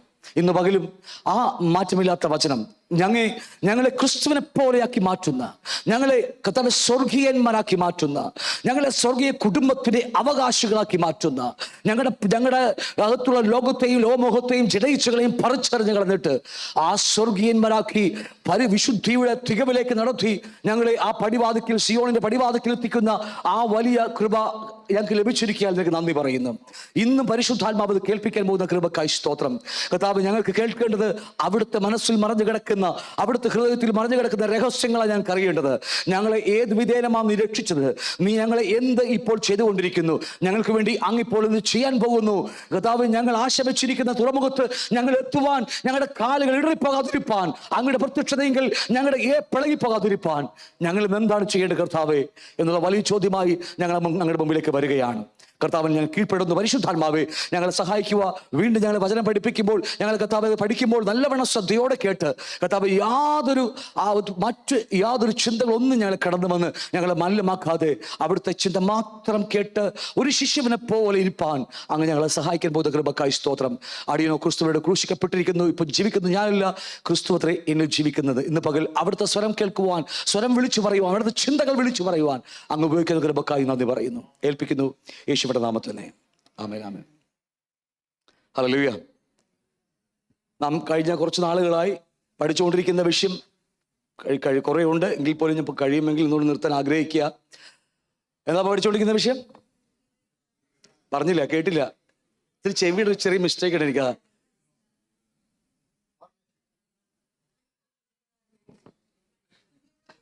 ഇപ്പൊ കറക്റ്റായി. മൈ കൊറോണേഷൻ ഡേ, എൻ്റെ കിരീടധാരണ ദിവസം. ഹല്ലേലൂയ. ഉണ്ടോ? അതൊക്കെ വീട്ടിൽ പോയിട്ട് ഒരു പേപ്പറൊക്കെ ചുറ്റി വെച്ച് നോക്കണം. അതൊക്കെ കീറിപ്പോകുന്നു, വാടിപ്പോകുന്നു. പക്ഷെ വാടാത്ത ഒരെണ്ണം കർത്താവ് തലയിൽ വെച്ച് തരുന്ന ദിവസമുണ്ട്. അതൊട്ടും വിദൂരമല്ല. ഒട്ടും ഞാൻ പറഞ്ഞതുപോലെ അപ്പോസ്തലന്മാർ പ്രസംഗിച്ച നാളിലേക്ക് അത് ഒട്ടനവധി വിദൂരമാണ്. അവരും വിദൂരമല്ലെന്ന് പറഞ്ഞാൽ പ്രസംഗിച്ചതെങ്കിൽ പോലും നമുക്ക് പടിവാതിക്കൽ നിൽക്കുക. നമ്മുടെ കർത്താവിൻ്റെ വരവ് വളരെ സമീപമായിരിക്കുന്നതുകൊണ്ട് ഇതൊന്നും ഒട്ടും അകലെയല്ല നമ്മുടെ കാര്യങ്ങൾ, അല്ലേ? ഇതിൽ ഒട്ടനവധി കാര്യങ്ങൾ ഇതിന് ചിന്തിക്കാൻ ഏറെ ഉണ്ടെങ്കിലും കഴിയുമെങ്കിൽ ഞാൻ എന്തുകൊണ്ട് പറഞ്ഞ് അവസാനിപ്പിക്കാൻ ആഗ്രഹിക്കുകയാണ്. കാരണം നമ്മൾ പഠിച്ചുകൊണ്ട് എൻ്റെ കിരീടധാരണ ദിവസം കർത്താവ് ജയാളിയായി ലോകത്തെ ജയിച്ച് അവൻ പിശാചിനെ ജയിച്ച് അവൻ സ്വർഗീയ സിയോണിൽ രാജാവായി എന്നൊക്കെ നമ്മൾ പണ്ട് പഠിച്ചായിരുന്നു. നമ്മളൊക്കെ പഠിച്ച ഓർമ്മയുണ്ടോ? ഇന്നും കർത്താവ് ഭൂമിയിൽ രാജാവായിട്ടില്ല. അവൻ രാജ്യത്വം പ്രാപിച്ച് മടങ്ങി വരാൻ വേണ്ടി ദൂരയാത്ര പോയിരിക്കുക. അവൻ വരാൻ പോകുകയാണ്. അവൻ വരുമ്പോൾ അവനോടുകൂടെ അവൻ്റെ കാന്തയും ഭരിക്കണം. അതാണ് ഇഷ്ടം. എന്നും മറന്നു പോകരുത്. ബൈബിൾ വായിക്കുമ്പോൾ നിങ്ങൾ ഒരിക്കലും ശ്രദ്ധിക്കേണ്ട മറ്റൊരു കാര്യമാണ്, ഉൽപ്പത്തി 3:15 മുതൽ കർത്താവിനെ കുറിച്ച് എവിടെയൊക്കെ പറഞ്ഞിട്ടുണ്ടോ അവിടെയെല്ലാം അവൻ്റെ പ്രിയ മണവാട്ടിയും ഉണ്ടായിരിക്കും. ഹല്ലേലൂയ. ഞാൻ പറഞ്ഞ പഴയ നിയമശുദ്ധന്മാരെ കുറിച്ചല്ല, അവൻ്റെ രക്തത്താൽ വിടുവിക്കപ്പെട്ട പുതിയ നിയമസഭ, ക്രിസ്തുവുമായുള്ള ദൈവം, പിതാവായ ദൈവം ക്രിസ്തുമായി വെച്ച ഉടമ്പടി, മോശയുമായി വെച്ച ഉടമ്പടിയല്ല ഞാൻ പറയുന്നത്, ക്രിസ്തുവുമായി പിതാവാം ദൈവം വെച്ച ഉടമ്പടിയിൽ മക്കൾ. എത്ര മനസ്സാവുന്നുണ്ട്? ഹല്ലേലൂയ. അവർക്ക് ദൈവം വെച്ചിരിക്കുന്ന വിളി അത് പരമവിളിയാ. കർത്താവിൻ്റെ പുത്രത്വം, ദൈവത്തിൻ്റെ മക്കളായി വിളിച്ചിരിക്കുക നമ്മളല്ലേ? ആണോ ഇല്ലയോ? അപ്പൊ അതുകൊണ്ട് വളരെ ശ്രദ്ധയോടെ നമ്മുടെ ക്രിസ്ത്യ ജീവിതം ഓടേണ്ടിയിരിക്കുന്നു. അതുകൊണ്ട് കർത്താവ് രാജാവായി വന്നിട്ടില്ല. വരുമ്പോൾ നമ്മൾ അവനോടുകൂടെ വാഴണം, അവനോടുകൂടി ഒന്നായി തീരണം നമ്മൾ. അതാ ദൈവത്തിന്റെ പ്ലാനും പദ്ധതികൾ, അല്ലേ? നമുക്ക് എല്ലാവർക്കും അറിയാം. എന്നാൽ 1000 ആണ്ടിൽ നമ്മൾ ക്രിസ്തുവിനോട് വാഴാൻ പോകുന്നു എന്നൊക്കെ കഴിഞ്ഞ ദിവസങ്ങളിൽ നമ്മൾ കണ്ടതാണ്. കർത്താവ് രാജാവായി ഈ ഭൂമിയിൽ വാഴാൻ മാത്രമേ നമുക്കും ഈ ഭൂമിയെ ഭരിക്കുവാൻ അവകാശമുള്ളൂ. എത്ര പട്ടണങ്ങളിലാ? എത്ര പട്ടണങ്ങൾക്ക് നമ്മെ കർത്താവ് അധികാരിയാക്കി മാറ്റും? എത്ര പട്ടണങ്ങൾക്ക്? 5ഉം 10ഉം. അത് പറയാമെന്ന് നമുക്ക് പറയാൻ പറ്റത്തൊന്നുമില്ല. ചിലപ്പോൾ ഈ ഇളങ്ങളും മൊത്തം തരാമെന്ന് നിങ്ങൾക്ക്, എരൂര് ചിലപ്പോൾ ഒരുപക്ഷെ എനിക്ക് തന്നേക്കാം, അല്ലേ? നമുക്കറിയത്തില്ല. എന്തുമാകട്ടെ, ഇതൊക്കെ നമുക്ക് ദൈവം വെച്ചിരിക്കുന്ന വാക്തത്വങ്ങളാണ്, ഒരിക്കലും മാറാത്ത വാക്തത്വങ്ങൾ. അവൻ്റെ വാക്കുകൾക്ക് ഉവ്വെന്ന് മാത്രമേ ഉള്ളൂ, അല്ലേ? അതുകൊണ്ട് ജയാളിയായി അവിടെ ചെല്ലുമ്പോൾ നമുക്ക് ലഭിക്കാൻ പോകുന്ന 5 കിരീടങ്ങളെ കുറിച്ചാണ് നമ്മൾ കഴിഞ്ഞ ദിവസങ്ങളിൽ, കഴിഞ്ഞ മാസങ്ങളായി പഠിച്ചുകൊണ്ടിരിക്കുന്നത്. അതിൽ നിന്ന് നമ്മൾ ഒന്ന് പഠിച്ചായിരുന്നു. ഏതെന്നറിയാമോ? 5 കിരീടങ്ങളെ കുറിച്ച്. നിങ്ങൾക്ക് ഈ വാക്കുകൾ വായിക്കുമ്പോൾ ഞാൻ ഒരു വാക്യം, സ്റ്റെഫാനോസ് എന്ന് പറയുന്ന വാക്കുണ്ട്, ഡിയാഡം എന്നൊരു വാക്ക് വേറെയുണ്ട്, സ്റ്റെഫാനോസ് എന്ന് പറയുന്ന വാക്ക് നിങ്ങൾക്ക് ഈ വചനങ്ങൾ വായിക്കുമ്പോൾ കാണാൻ കഴിയും. അത് ഞാൻ പിന്നീട് സംസാരിച്ചോളാം അതിനെക്കുറിച്ച്. അതുകൊണ്ടാണ് ഇവിടെ സ്റ്റെഫാനോസ് എന്നൊരു വാക്ക് ഞാനൊരു ഗ്രീക്ക് വാക്കുകൾ ഞാൻ മുകളിൽ എഴുതി വെച്ചിരിക്കുന്നത്. എന്തുമാകട്ടെ, അത് ഈ 5 കിരീടങ്ങളിലും അതിൽപ്പെടുന്ന കിരീടങ്ങളാണ്. അതിനെക്കുറിച്ച് പിന്നീട് സംസാരിച്ചോളാം. അപ്പോൾ 5 കിരീടങ്ങൾ നമുക്ക് വേണ്ടി ഒരുക്കിയിട്ടുണ്ട്. അത് ഒന്ന് വാടാത്ത കിരീടമാണ്. അതെന്തിനു വേണ്ടിയാ? സുവിശേഷത്തിന് വേണ്ടി, സുവിശേഷത്തിന് പങ്കാളികളായിരിക്കുന്നവർക്ക് വേണ്ടി ദൈവം ഒരുക്കി വെച്ചിരിക്കുക.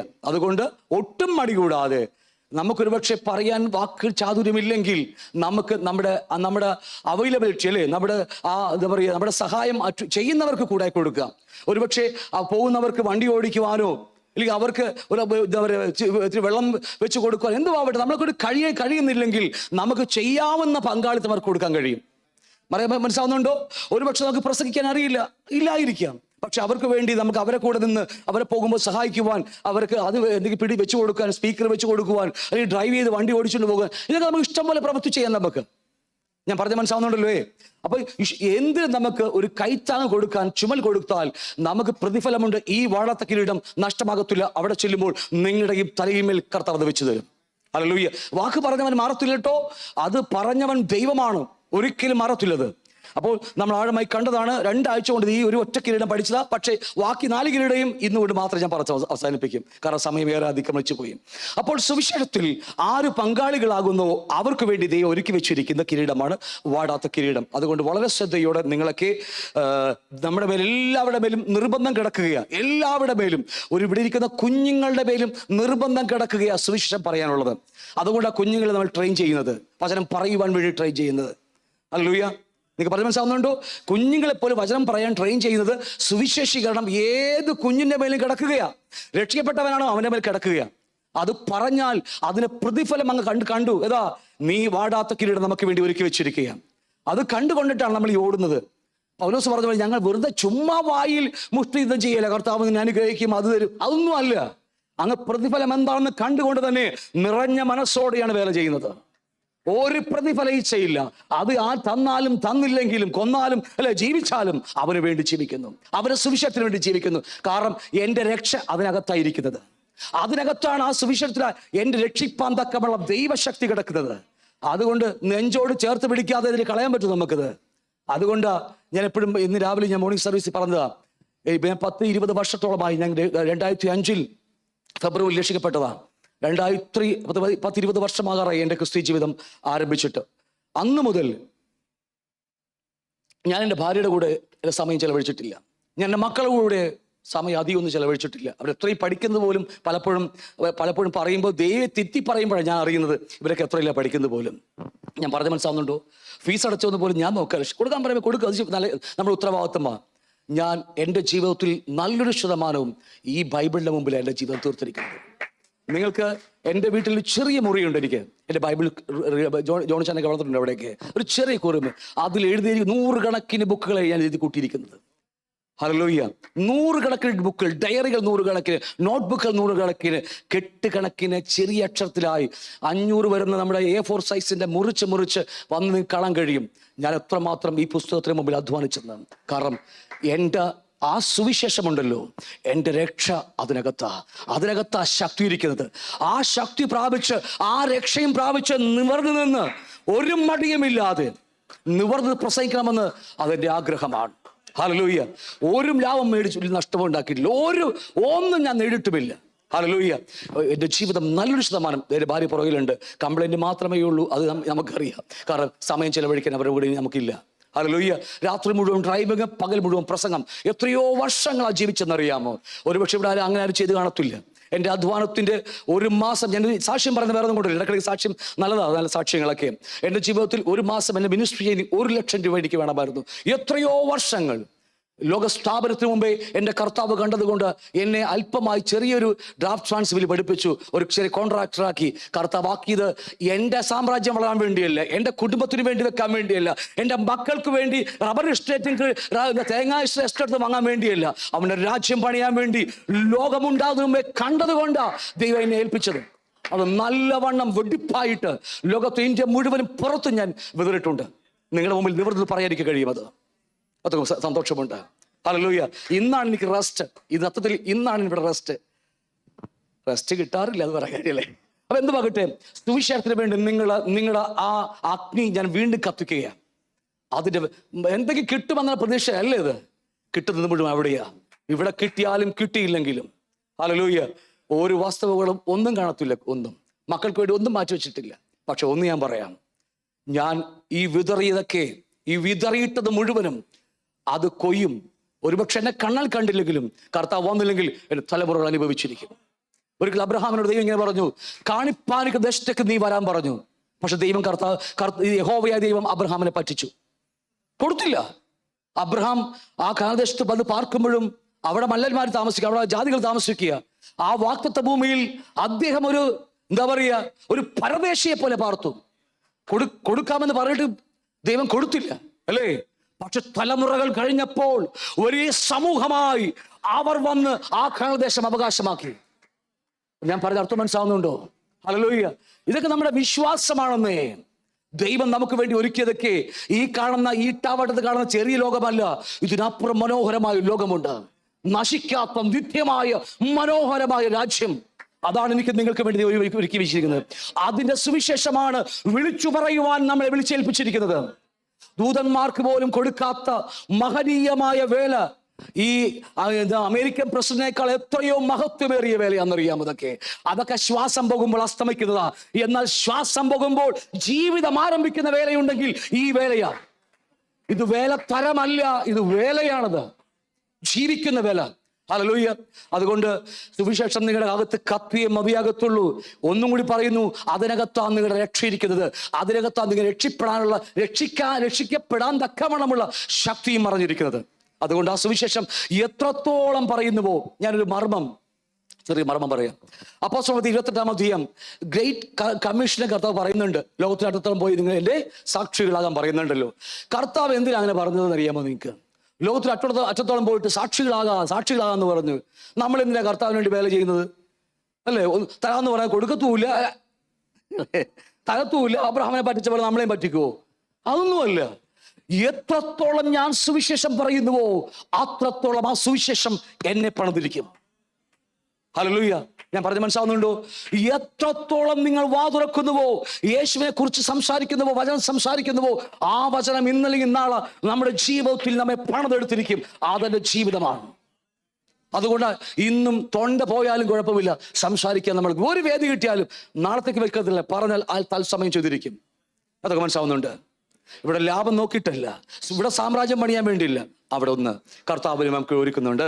അതുകൊണ്ട് വാടാത്ത കിരീടം ആർക്കൊക്കെ ആഗ്രഹിക്കുന്നുവോ അവർക്ക് ഇന്ന് മുതൽ ചാൻസ് തരിക. എന്താ പറയുക, നിങ്ങൾക്ക് ഒരു ഓഫർ തരിക. എന്തൊക്കെ പറയില്ല, ഇംഗ്ലീഷ് പിള്ളേരൊക്കെ എന്തൊക്കെ പറയും, ഒരു ഓഫർ തരിക. നിങ്ങളുടെ തലയിന്മേൽ ഇരിക്കണമെങ്കിൽ കർത്താവിന് വേണ്ടി വാ തുറന്നു. ഒന്നും കൂടെ ആവർത്തിക്കാം. എന്റെ പാപത്തിനു വേണ്ടി നരകത്തിലേക്ക് പോയ എന്റെ പാപത്തിനു വേണ്ടി കർത്താവ് പകരക്കാരനായി മരിച്ചെങ്കിൽ ഇന്ന് അവന്റെ പകരക്കാരനായി അവന് വേണ്ടി സംസാരിക്കുവാൻ നിങ്ങൾ കൊടുത്താൽ മതി. നാം ഇന്ന് ജീവിക്കുന്നത് അവന്റെ പകരക്കാരായി. അവൻ പറയാൻ ബാക്കി എന്ന് വെച്ചിട്ടില്ലെങ്കിൽ പോലും പറയാ, ബാക്കി വെച്ചത് പറയാൻ വേണ്ടിയാ. ഇത് പൗലോസ് പറഞ്ഞ വാക്യാണ്. അവന്റെ ശരീരത്തിൽ കുറവുള്ളത് എന്തെങ്കിലും ഉണ്ടെങ്കിൽ ഞാൻ എന്നിൽ പൂരിപ്പിച്ചോ എന്ന് പറഞ്ഞുകൊണ്ട് ഞാൻ പറഞ്ഞത് മാത്രമാ. കർത്താവിന് പറയാനുള്ളത് മുഴുവനും നമ്മുടെ ഈ പുസ്തകത്തിൽ പറഞ്ഞു വെച്ചിട്ടുണ്ട്. ഇതെല്ലാം നമ്മുടെ ഈ ബൈബിളിനകത്ത് പറഞ്ഞു വെച്ചിരിക്കും. അപ്പൊ ഞാൻ വിട്ടുപോകുക. നമ്മൾക്ക് അതിനെക്കുറിച്ച് ആഴമായി കണ്ടതാണ്. അടുത്തത് നമുക്ക് രണ്ടാമത് കാണാൻ പോകുന്ന പ്രശംസാ കിരീടം, അല്ലേ? ഇതിൻ്റെയൊക്കെ ഒടുക്കത്തിൽ നമ്മൾ ഇവിടെ സുവിശേഷം പറഞ്ഞ് വാടി തുറന്ന് ഒരു ബഹുമാനവും ഒരു നന്മയും കിട്ടാതെ ഒരുപക്ഷെ ഇവിടെ നിന്ന് വിട്ടുപോയാലും ഒരു ദിവസം നമ്മുടെ തലയിന്മേൽ അവൻ ആ വാടാത്ത കിരീടം വെച്ച് തരും. ഈ ലോകം നമുക്ക് അത് തരത്തുള്ളൂ. ഇവിടെ എന്തെങ്കിലും കിട്ടുമെന്ന് പ്രതീക്ഷിച്ചാൽ നമ്മൾ ബുദ്ധിഹീനന്മാരായതുകൊണ്ടാണ്. ഹല്ലേലൂയ. ഇവിടെ ഒന്നുമില്ല, നിലനിൽക്കുന്നതായിട്ട് ഒന്നും ഈ ഭൂമിക്കകത്തില്ല. ഹല്ലേലൂയ. അത് നമ്മുടെ ജോലിയാകാം, അല്ലേ? നമുക്ക് കുടുംബജീവിതമാകാം, നമ്മുടെ ബിസിനസ് ആകാം. ഒന്നും നാളെ ഉണ്ടാകുമെന്ന് ആർക്കുറപ്പുണ്ട്? പക്ഷെ ഇന്ന് പറയുന്ന സുവിശേഷമുണ്ടല്ലോ, അതുറപ്പുണ്ട്. നിങ്ങളുടെ തലയിൽ ആ കിരീടം വന്നിരിക്കുമെന്നുള്ളത്. ബാക്കി ഒന്നിനും ഉറപ്പില്ല. കാരണം സർവ്വലോകവും ദുഷ്ടൻ കിടക്കുകയാണ്. അതിനെക്കുറിച്ച് അറിയണമെങ്കിൽ ലോകത്തെ കുറിച്ച് പഠിക്കുന്ന ക്ലാസ്സിൽ നിങ്ങൾക്ക് വന്നാൽ കേൾക്കാൻ പറ്റും. രണ്ടാമത് പ്രശംസാ കിരീടം. നല്ലൊരു പ്രശംസക്കാരൻ. വേഗത്തിൽ ഞാൻ പറഞ്ഞു വിടും. 1 തെസ്സലോനിക്ക ലേഖനം 2-ാം അധ്യായം 19 മുതൽ 20 വരെ പഠിക്കുമ്പോൾ നമ്മുടെ കർത്താവായ യേശുക്രിസ്തുവിന് മുമ്പാകെ അവന്റെ പ്രത്യക്ഷതയിൽ ഞങ്ങളുടെ ആശയോ സന്തോഷമോ പ്രശംസാ കിരീടമോ ആർ ആകുന്നു? അടുത്ത വാക്യം പറയുന്നു, എന്താ? നിങ്ങളല്ലയോ. ഞങ്ങളുടെ മഹത്വവും സന്തോഷവും ആരാ? നിങ്ങൾ തന്നെയല്ലയോ. പൗലോസ് തെസ്സലോനിക്ക സഭയോട് പറയുമ്പോൾ അവിടെ ഒരു പ്രശംസാ കിരീടത്തെക്കുറിച്ച് അവിടെ എഴുതി വെച്ചിരിക്കുക. ഒരു പ്രശംസക്ക് നമ്മുടെ കർത്താവായ യേശുവിന്റെ മുമ്പാകെ അവിടെയും ആ പ്രശംസാ കിരീടത്തിന് കർത്താവ് കൊടുത്തിരിക്കുന്ന പേര് സ്റ്റെഫാനോസ് എന്ന പേരാ ഗ്രീക്കിൽ. അതെന്താ അങ്ങനെ ഞാൻ പിന്നീട് സംസാരിച്ചോളാം. അപ്പൊ നമ്മുടെ കർത്താവായ യേശുവിന് മുമ്പാകെ അവന്റെ പ്രത്യക്ഷതയിൽ നമ്മുടെ ആശയോ സന്തോഷമോ പ്രശംസാ കിരീടമോ ആരാകുന്നു? നിങ്ങൾ അല്ലയോ. ഞങ്ങളുടെ മഹത്വവും സന്തോഷവും നിങ്ങൾ തന്നെ. ഈ 2-ാം അധ്യായം തെസ്സലോനിക്കർ 2-ാം അധ്യായം പഠിക്കുമ്പോൾ പൗലോസ് തൻ്റെ ഒരു ഒട്ടനവധി തൻ്റെ സേവനത്തെക്കുറിച്ച്, താൻ കർത്താവിന് വേണ്ടി ജീവിച്ച ജീവിതത്തെക്കുറിച്ചൊക്കെ ഒരുപാട് എഴുതി വെച്ച അധ്യായമാണ് ഈ തെസ്സലോനിക്കർ 2-ാം അധ്യായം. ആ അധ്യായത്തിൽ പറഞ്ഞു വാക്കി 19-20 വരുമ്പോൾ പൗലോസ് എഴുതി വെച്ചിരിക്കുക, എനിക്ക് കിരീടം ലഭിക്കാൻ പോകുക, പ്രശംസാ കിരീടം, അല്ലെ? ആ കിരീടം എങ്ങനെ ലഭിക്കും ഞങ്ങൾക്ക്? അത് ലഭിക്കുവാനുള്ള കാരണം എന്താ ലഭിക്കുവാനുള്ള അല്ലേ വഴി എന്നാണ് പറയുമ്പോൾ പൗലോസ് പറയുക, അത് നിങ്ങളല്ലയോ. നോക്കിയേ, ദൈവം നമ്മളെ ഏൽപ്പിച്ചിരിക്കുന്ന ഒരുപറ്റം ആടുകളുണ്ട്. ഒരുപക്ഷെ നിങ്ങൾ വിശ്വാസിയായിരിക്കാം. ഒരു വിശ്വാസിയാണെങ്കിലും അവൻ സുവിശേഷം പറയുവാനുള്ള ഉത്തരവാദിത്വം അവന്റെ മേൽ കിടക്കുകയാണ്. അവൻ സുവിശേഷം പറഞ്ഞ് കൊണ്ടുവന്ന് അവരെ കൊണ്ടുവന്നിട്ട് സഭയിൽ നടതള്ളി വിടുകയല്ല. എൻ്റെ വാക്ക് ശ്രദ്ധയാണോ? നാടൻ ഭാഷയാണ് പറഞ്ഞത്, കുഴപ്പമൊന്നുമില്ല. നമ്മൾ സുവിശേഷം പറഞ്ഞു കൊണ്ടുവന്നിട്ട് നടതള്ളി വിടുകയല്ല. ഒരായുഷ്കാലം മുഴുവനും നമ്മൾ കൊണ്ടുവന്ന ആടുകളെ, ആ മക്കളെ അല്ലെങ്കിൽ ആ വിശ്വാസികളെ, അവരെ ദേഹി രക്ഷിക്കപ്പെടാൻ തക്കവണ്ണം നമ്മൾ അവരെ പറഞ്ഞ് അവരുടെ കഷ്ടത്തിൽ, അവരുടെ സങ്കടത്തിൽ, ദുഃഖത്തിൽ, സന്തോഷത്തിൽ അവരോട് ചേർന്ന് നിന്ന് ഒരായുഷ്കാലം കൊണ്ട് അവരുടെ ദേഹിയെ നമ്മൾ നേടുകയാണ്. പറഞ്ഞ മനസ്സിലാവുന്നുണ്ടോ? ആത്മാവിനെ നേടുവാൻ വലിയ പണിയൊന്നുമില്ല. നമ്മൾ പറയും ഞാൻ എന്തോ ഒരാത്മാക്കളെ നേടി. ചില ആൾക്കാർ വീമ്പളക്കാറുണ്ട്. അയ്യോ നല്ല കാര്യമുണ്ട്, ഒന്നും വിചാരിച്ചേക്കതെ, സോറി, നല്ല കാര്യം തന്നെയാ, തെറ്റൊന്നുമില്ല. ഞാൻ ഒരുപാട് ആത്മാക്കളെ നേടി. പക്ഷേ ഈ ആത്മാക്കൾ അവിടെ ചെന്നില്ലെങ്കിലോ? എൻ്റെ ചോദ്യം നിങ്ങൾക്ക് മനസ്സിലായോ? പച്ചമലയാളത്തിൽ തന്നെയാ സംസാരിച്ചല്ലേ. ഞാൻ നേടിയ ആത്മാക്കൾ അല്ലേ, അവർ അവിടെ ചെന്നില്ലെങ്കിലോ? ഈ ഓടിയതും ചാടിയതൊക്കെ വൃഥയായി തീരും. അതുകൊണ്ട് കുറുന്തലേഖനത്തിൽ പൗലോസ് ഇങ്ങനെ പറയുന്നുണ്ട്, പുല്ലുകൊണ്ട് കുറെ നേടി, വൈക്കോല് കൊണ്ട് കുറെ നേടി, മരം കൊണ്ട് കുറെ നേടി, അവിടെ നിൽക്കട്ടെ. ഇപ്പുറത്ത് അല്ലേ, വെള്ളി കൊണ്ട് കുറച്ച് നേടി, സ്വർണം കൊണ്ട് കുറച്ച് നേടി, അല്ലെ, വിലയേറിയ കല്ലുകൊണ്ട് ഇച്ചിരി നേടി, അല്ലേ. എന്നിട്ട് അവിടെ ചെന്ന് നിൽക്കുമ്പോൾ നമ്മൾ നേടിയവരും അവിടെ പോയി നിൽക്കുമ്പോൾ ദൈവം അളക്കുന്നത് എന്താ? തീ അളക്കുന്നത്. തീ വരുമ്പോൾ കത്തിപ്പോകാതെ നിൽക്കുന്നുവെങ്കിൽ നമുക്ക് പ്രതിഫലമുണ്ട്. മനസ്സിലാവുന്നുണ്ടോ? പക്ഷെ തീ വരുമ്പോഴുണ്ടല്ലോ, വെട്ടിക്കൂട്ടിയ പുല്ലുകളൊക്കെ ഭൂമിന്ന് കത്തിപ്പോകും.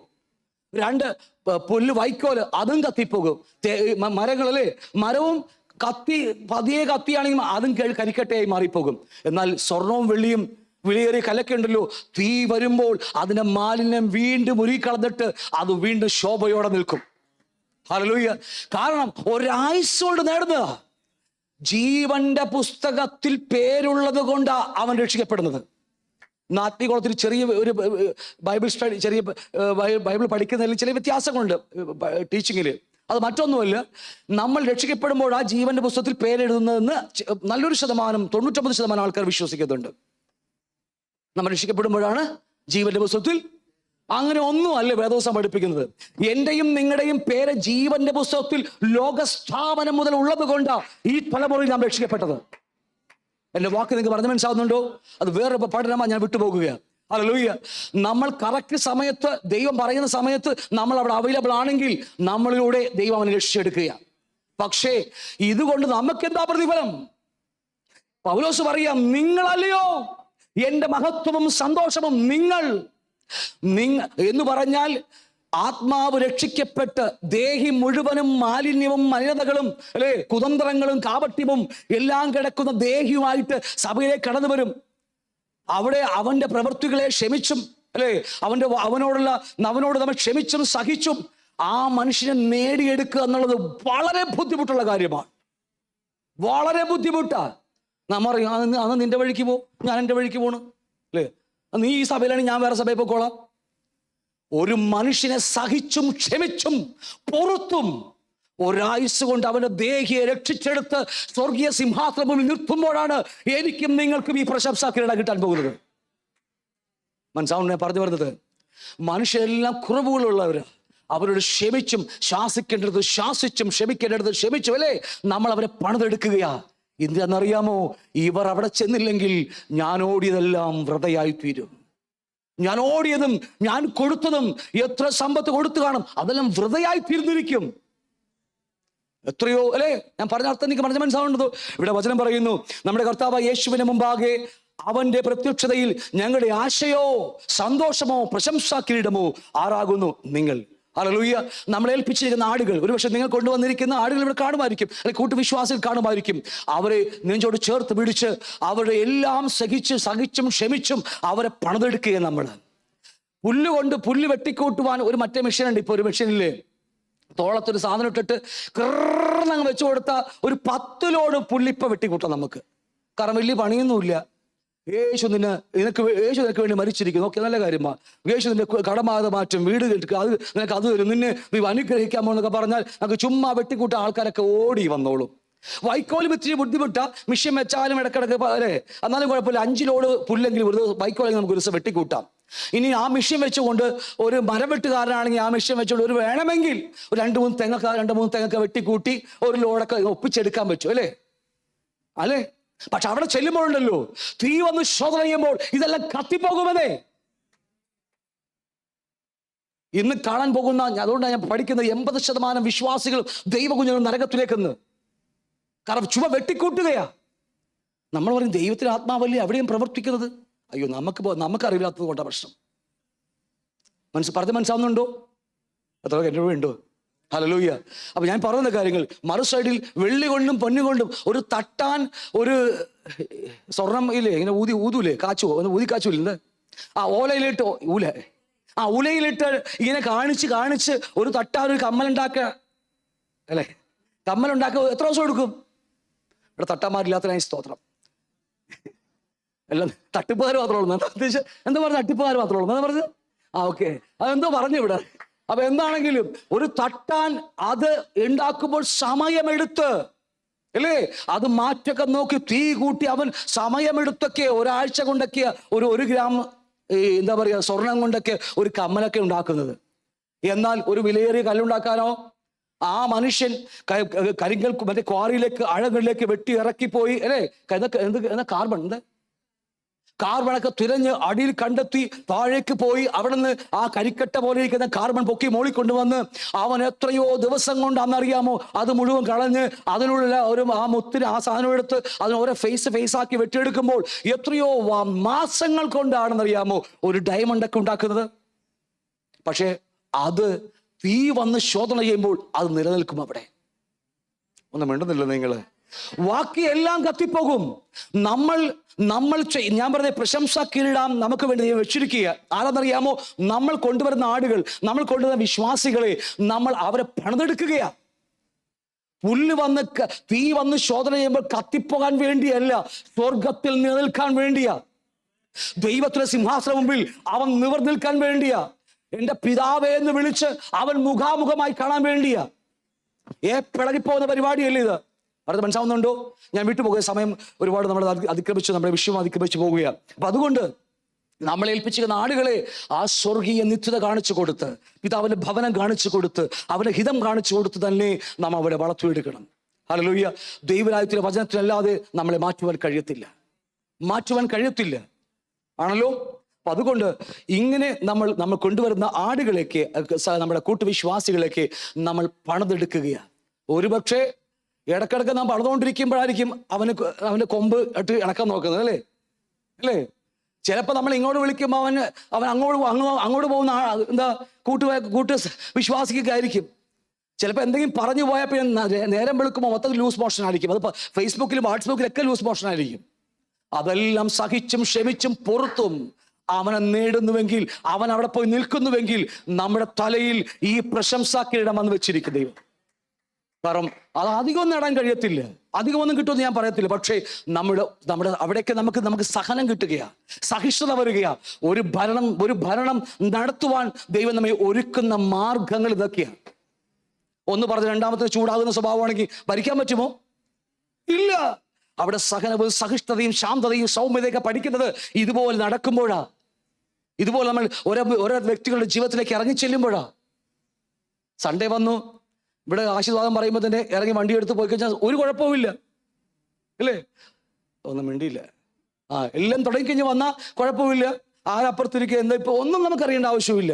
കഴിയുമ്പോൾ തന്നെ വണ്ടി പാടി നമുക്ക് വീട്ടിൽ പോയി ചാളക്കറി കൂട്ടും ഈ ഊണ് കഴിക്കാന്നൊക്കെ പറഞ്ഞ് പോയിട്ട് കാര്യമില്ല അല്ലേ. നമ്മുടെ ജീവിതത്തിൽ നമ്മൾ കൊണ്ടുവരുന്ന ആത്മാക്കളെ നേടുവാൻ, അവിടെ ആത്മാക്കൾ എന്നല്ല സോൾ നേടുവാൻ നമ്മൾക്കൊരു എന്താ പറയുക, ഒരു സമർപ്പണം ആവശ്യമാണ്. നമുക്ക് വേണ്ടി തന്നെയാണ്, നമുക്ക് ഓരോർക്കും വേണ്ടിയാണ്. എന്തുമാകട്ടെ, തെസ്സലോനിക്ക ലേഖനം 2:1 പഠിക്കുമ്പോൾ, നിങ്ങൾ അറിയും പോലെ ഞങ്ങൾ ഫിലിപ്പിൽ വെച്ച് കഷ്ടവും അപമാനവും അനുഭവിച്ചിട്ടും വലിയ പോരാട്ടത്തോടെ ദൈവത്തിന്റെ സുവിശേഷം നിങ്ങളോട് പ്രസംഗിപ്പാൻ ഞങ്ങളുടെ ദൈവത്തിൽ ധൈര്യപ്പെട്ടിരുന്നു. ഒരമ്മ തൻ്റെ ഒരമ്മ തന്റെ കുഞ്ഞിനെ പോറ്റും പോലെ ഞങ്ങൾ നിങ്ങളുടെ ഇടയിൽ ആർദ്രതയുള്ളവരായിരുന്നു. ഹല്ലേലൂയ. മനസ്സിലാവുന്നുണ്ടോ? അല്ല, ഇപ്പൊ ഈ ഫേസ്ബുക്കിൽ കാണുമ്പോൾ മറ്റേ പട്ടിക്കുട്ടി കുട്ടി കയ്യിലും പട്ടിക്കുട്ടി മാറിലുമാണല്ലോ ഇപ്പോഴത്തെ ഫേസ്ബുക്കിലൊക്കെ കണ്ടിട്ടില്ലേ? കോമഡിയൊക്കെ ഇട്ട ആൾക്കാരിടില്ലേ? പട്ടിക്കുട്ടിയുടെ നെഞ്ചത്തും സ്വന്തം ചോരയിൽ പിറന്ന കുട്ടിയുടെ കയ്യിലോ. പണ്ട് അങ്ങനെയല്ല. ഇത് പൗലോസൊക്കെ എഴുതുമ്പോൾ അങ്ങനെയല്ല. കുട്ടി മാറിലും പട്ടി താഴെയായിരിക്കും. കാലം മാറിപ്പോയത് കൊണ്ട് അമ്മയുടെ ആർദ്രഹൃദയം ഇല്ലേ? ഞാൻ നമ്മോട് ചോദിക്കട്ടെ, ഞാൻ എന്നോട് തന്നെ ചോദിക്കട്ടെ, വിശുദ്ധനായതുകൊണ്ടും നീതിമാനായതുകൊണ്ടാണ് അവിടെ നിൽക്കുന്നത്. ഇന്നും അമ്മയെപ്പോലെ അവൻ ഓമനിച്ചു കൊണ്ടിരിക്കുകയാണ്. അവൻ്റെ ഹൃദയം നമ്മൾ നിറച്ചുകൊണ്ടിരിക്കുകയാണ്. പലപ്പോഴും എന്താ പറയുക, നമ്മളെയൊക്കെ ദൈവം പൊതിഞ്ഞു മാറ്റുന്നത് ഞാൻ കണ്ടിട്ടുണ്ട്. പൊതിഞ്ഞു മാറ്റുന്നത് എന്നറിയാമോ? അവൻ നമ്മെ പണിതുകൊണ്ടിരിക്കുന്നതാണ്. പൗലോസ് പറയാ, ഒരു അമ്മയുടെ ഒരു അമ്മ തന്റെ കുഞ്ഞിനെ പോറ്റും പോലെ ഞങ്ങൾ നിങ്ങളുടെ ഇടയിൽ ആർദ്രതയുള്ളവരായിരുന്നു. മക്കളൊക്കെ എന്ത് പാപം ചെയ്ത് വന്നാലും അമ്മമാരൊക്കെ പൊതിയുന്നത് എന്തോരം കണ്ടെന്ന് അറിയാമോ? എൻ്റെ മോൻ അങ്ങനെ ചെയ്യത്തില്ലെന്നാ പറയുന്നത്. നമുക്കറിയാലോ, അമ്മ മോനെ നല്ലോണം അറിയാലോ അല്ലേ? എന്നാലും അമ്മ പറയും എൻ്റെ മോൻ അങ്ങനെ ചെയ്യത്തില്ല. ഈ മനുഷ്യൻ ഇങ്ങനെ പറയുന്നുവെങ്കിൽ, ഒരു മനുഷ്യനായ അമ്മ ഇങ്ങനെ പറയുന്നുവെങ്കിൽ, സ്വർഗത്തിലെ പിതാവ് എത്ര മാത്രമായിരിക്കും? നിങ്ങൾ ശ്രദ്ധിച്ചു നോക്കിയേ. എന്തുകൊണ്ടെന്ന് അറിയാമോ? നമ്മൾ അവിടെ എത്തുക എന്നുള്ളതാണ് അവന് ഇഷ്ടം. അതുകൊണ്ട് അവിടെ എത്രമാത്രം നമ്മെ കരുണയോടെ സൂക്ഷിക്കുന്നു അല്ലേ? ഇന്നിവിടെ നിൽക്കുന്നത് പിടിക്കപ്പെടാത്തത് കൊണ്ടാ. ചെയ്തു പോയ തെറ്റുകളെ ഓർത്താൽ, പറഞ്ഞു പോയ പാപങ്ങൾ ഓർത്താൽ അല്ലേ, പിടിക്കപ്പെട്ടിരുന്നെങ്കിൽ ഇന്നും പിടിക്കപ്പെടാതിരിക്കുന്നത് അമ്മ, നേരത്തെ പറഞ്ഞ അമ്മ ആ കൊച്ചിനെ പൊതിയുന്നത് പോലെ അത്രയേ ഉള്ളൂ. ഇത് പൊതിയുന്നത് മുഴുവനും നമ്മുടെ കാപട്യത്തെ, പാപത്തെ ദൈവം അത് സ്വീകരിച്ചു എന്നല്ല, നമ്മെ അവന്റെ മകനാക്കി അവിടെ നിർത്തുന്നത് വരെ അവൻ അമ്മയെപ്പോലെ നമ്മൾ ഇടപെടുകയാണ്. ഞാൻ പറഞ്ഞത് മനസ്സിലാവുന്നുണ്ടോ? ഇതേ ഹൃദയമാണ് നമുക്ക് ആവശ്യം. നമ്മുടെ അപ്പൻ ഇങ്ങനെയാണെങ്കിൽ, അപ്പോസ്തലന്മാർ പൗലോസൊക്കെ ഇതുപോലെ നമ്മുടെ ഇടയിൽ, അല്ലെങ്കിൽ 1-ാം നൂറ്റാണ്ടിലൊക്കെ ജീവിച്ചെങ്കിൽ അതേ മനസ്സ് നമുക്ക് വേണ്ട സഹോദരങ്ങളെ. മനസ്സിലാവുന്നുണ്ടോ? നമുക്ക് നമ്മുടെ മക്കളോട് കാണിക്കുന്ന ആദരവും ഇത് എന്താണ് അല്ലേ? എന്തൊക്കെയാ വാക്ക് പറഞ്ഞത്? അമ്മ കുഞ്ഞുങ്ങളെ പോറ്റും പോലെ നിങ്ങളുടെ ആർദ്രതയോടെ അല്ലേ? നല്ല വാക്ക് അതൊക്കെ അല്ലേ? നമ്മൾ മക്കളോട് മാത്രമല്ല, ആത്മീയ മക്കളോട് നമുക്ക് അങ്ങനെ ചെയ്യാൻ ഉത്തരവാദിത്വമുണ്ട്. നമ്മുടെ ഭൂമിയിൽ ജനിച്ച മക്കൾ, ജഡത്തിൽ ജനിച്ച മക്കൾ കേറിയാൽ കുറച്ച് വർഷം കഴിയുമ്പോൾ നമ്മളെ ഒന്നിനെ കൊണ്ട് ഏതെങ്കിലും അനാഥാശ്രമത്തിൽ കൊണ്ടാക്കും അല്ലേ? അത്രയൊക്കെ ഉള്ളൂ. മരിച്ചാകെ തീരാവുന്ന പ്രശ്നമുള്ളൂ. പക്ഷേ നമ്മൾ നേടുന്ന മക്കളുണ്ടല്ലോ, ആത്മീയ മക്കൾ, അത് സ്വർഗത്തിൽ കാണും. ഹല്ലേലൂയ. സ്വർഗത്തിൽ കാണും അതൊക്കെ. അപ്പൊ ഏതാ വലുത്? എന്നാലും നമ്മുടെ മക്കളല്ലേ അല്ലേ? എന്നാല് ശരി തന്നെയാ, കുഴപ്പമൊന്നുമില്ല, അതൊക്കെ നല്ലത് തന്നെയാ. പക്ഷെ ഞാൻ പറയുന്ന കാര്യങ്ങൾ ഒരു അമ്മയുടെ സ്നേഹത്തോടെ നമ്മൾ ലാളിച്ച് പഠിച്ചും അവരെ സ്നേഹിച്ചും ആർദ്രതയോടെ അവരെ സ്വീകരിച്ച് പഠിച്ചേ മതിയാകൂ. എന്തിനു വേണ്ടിയാ? നമുക്ക് വേണ്ടി പ്രതിഫലമുണ്ട്. പ്രതിഫലത്തിന് വേണ്ടിയല്ല, അത് വേറെ കാര്യം, നമ്മുടെ നിൽക്കട്ടെ. എന്നാൽ ദൈവത്തിന്റെ മനസ്സാണ് ആ പ്രശംസക്കിട്ട് നമ്മുടെ മേൽ വരാൻ വേണ്ടിയാ. അവിടെ പറയാ, ഇങ്ങനെ ഞങ്ങൾ നിങ്ങളെ ഓമനിച്ചും കൊണ്ട്. പിന്നെ ഇവിടെ ഇങ്ങാട് വിളിച്ച എന്തൊരു ഓമനിക്കുകയൊന്നുമല്ലേ നമ്മള്.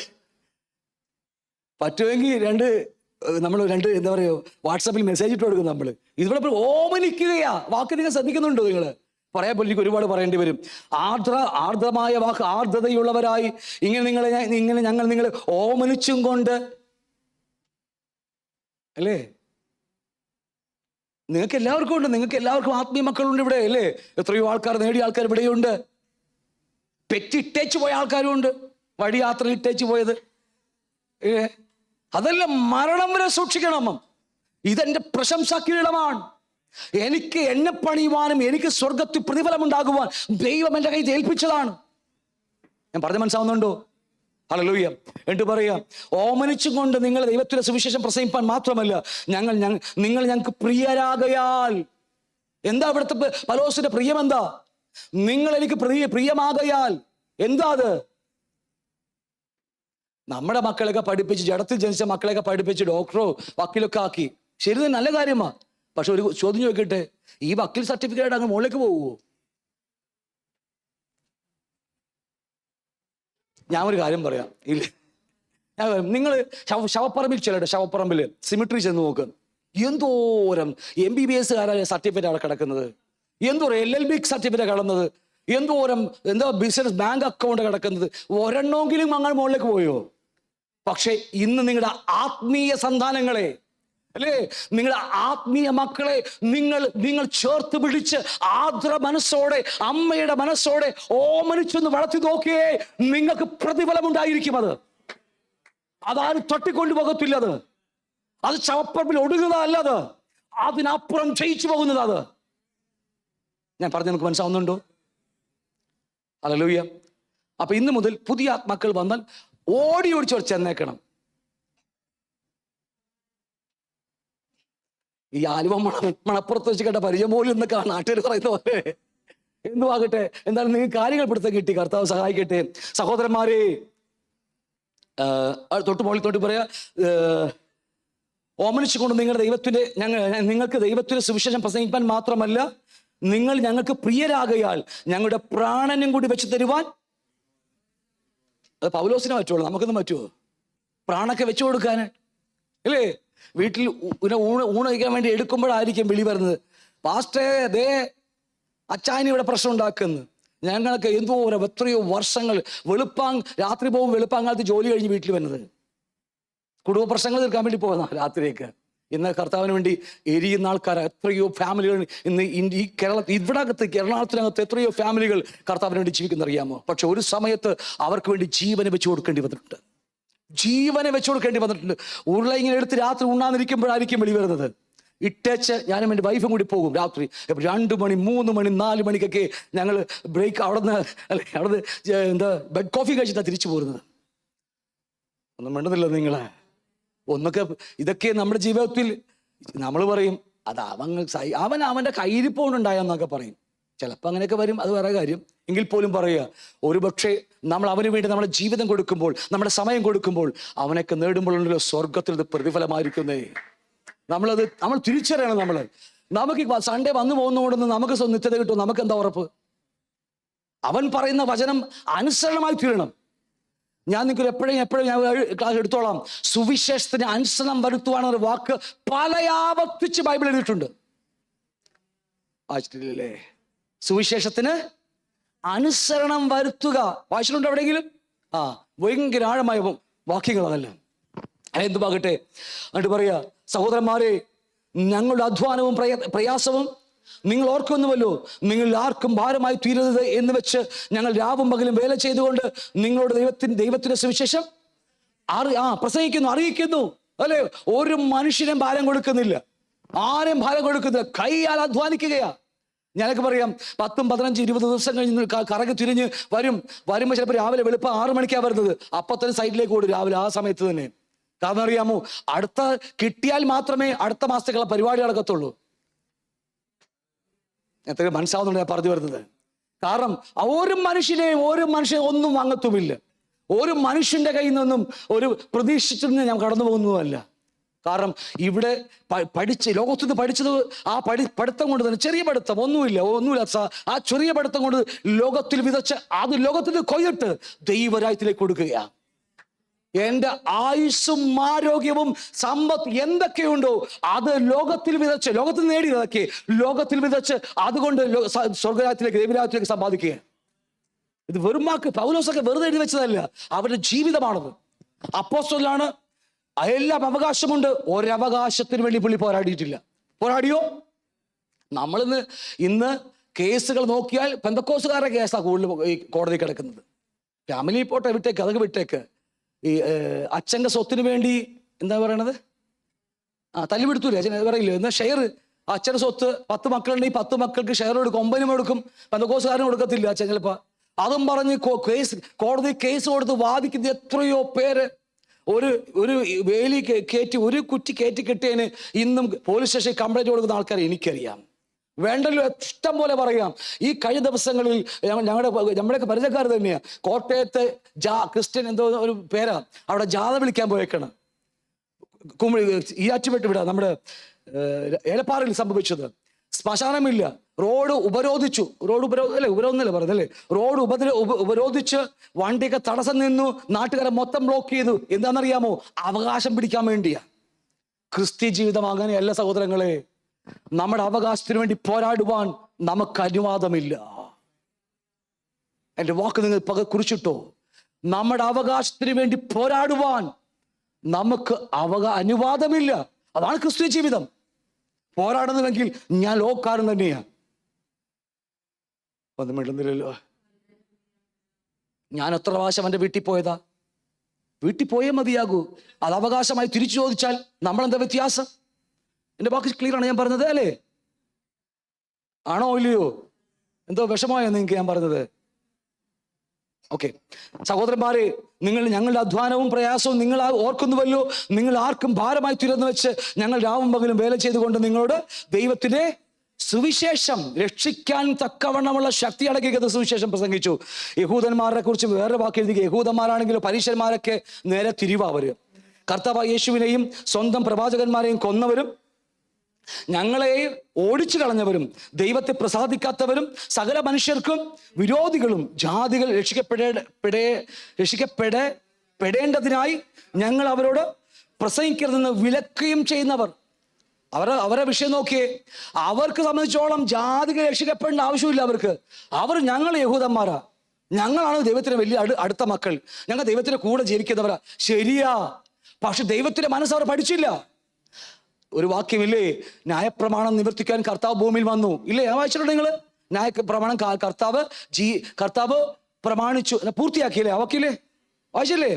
എന്താ കർത്താവ് പൂർത്തിയാക്കിയത്? അവരും ചെയ്തില്ലേ? അവർ ന്യായപ്രമാണം അനുസരിച്ചില്ലേ? പിന്നെ എന്താ ന്യായപ്രമാണത്തിൽ യഹൂദന്മാർ കാണാതിരുന്ന ആ മനോഹരമായ ക്രിസ്തു കാൽവറി ക്രൂശിലല്ല ജീവിച്ചു തീർത്തതെന്താ? ഓക്കെ, ഞാൻ ചോദിച്ചില്ല, ഞാൻ വായിച്ചു.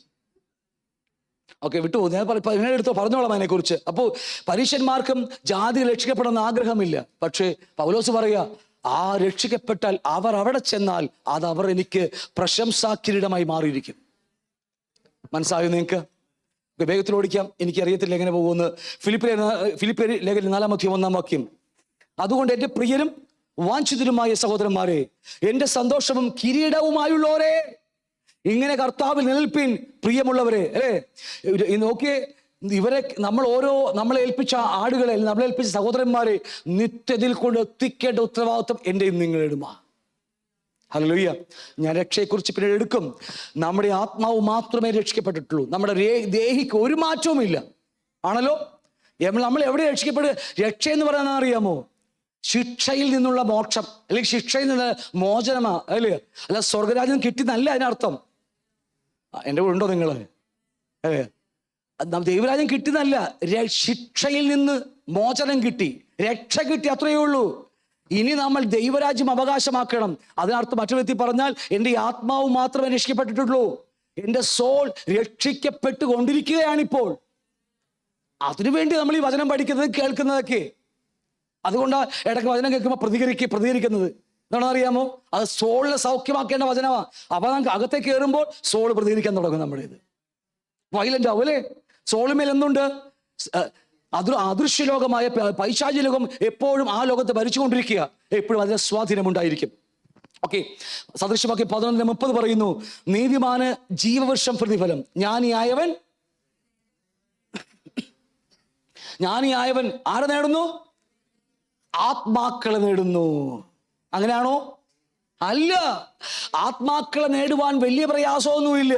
ജീവന്റെ പുസ്തകത്തിൽ പേരുണ്ടെങ്കിൽ നമ്മൾ സുവിശേഷം പറയുമ്പോൾ അവന്റെ പേര് ജീവന്റെ പുസ്തകത്തിൽ ഓട്ടോമാറ്റിക്കായിട്ട് കടന്നു വന്നോളും. പക്ഷേ ഒരു നീതിമാനായവൻ, ജ്ഞാനിയായവൻ എന്ത് ചെയ്യുന്നറിയാമോ? ഹൃദയങ്ങൾ എന്ന് പറയാൻ മറ്റു വ്യക്തി പറഞ്ഞ് നമ്മൾ പഠിച്ച ഭാഷ ദേഹികളെ, സോളുകളെ നേടുന്നു. ആരാ? അതുകൊണ്ടാ നമ്മുടെ ദേഹി നേടാൻ ബുദ്ധിമുട്ടാ, അല്ലേ? വേറൊരു കൾച്ചറിൽ വേറൊരു അപ്പൻ്റെ മകനായി, ആദർശമുള്ള അപ്പൻ്റെ മക്കളായി ജനിച്ചു വളർന്ന്, വേറെ കുടുംബത്തിൽ കൾച്ചറൊക്കെ ജനിച്ചു വളർന്ന നമ്മുടെ മുമ്പിൽ അവൻ നമ്മുടെ കൂടെ കൂട്ടാളിയായി വരുമ്പോൾ എത്ര വ്യത്യസ്തമായിരിക്കും നമ്മുടെ ജീവിതത്തോട് ചേരാൻ പറ്റുമോ? പറ്റില്ല. അവൻ്റെ ഹൃദയത്തെ ദൈവവചനം കൊണ്ട് പണിതെടുക്കേണ്ട ഉത്തരവാദിത്വം എത്ര വലുതായിരിക്കും, എത്ര വില കൊടുക്കേണ്ടി വരും നമ്മൾ. അതുകൊണ്ട് പ്രാണനെ പോലും വിലയേറിയ എണ്ണിയില്ല. എൻ്റെ സ്വയത്തിന് വേണ്ടിയാ ജീവിക്കുന്നതെങ്കിൽ എനിക്കൊരിക്കലും ഒരാളെപ്പോലും കൊണ്ടുപോകാൻ പറ്റത്തില്ല. കഴിയുമെങ്കിൽ എന്നെപ്പോലും കൊണ്ടുചെല്ലാൻ കഴിയത്തില്ല എനിക്ക്. ഈ വാക്യം ശ്രദ്ധിച്ചോന്ന് എനിക്കറിയത്തില്ല. അപ്പോൾ നീതിമാന് ജീവവൃക്ഷം പ്രതിഫലമാണ്, അല്ലേ?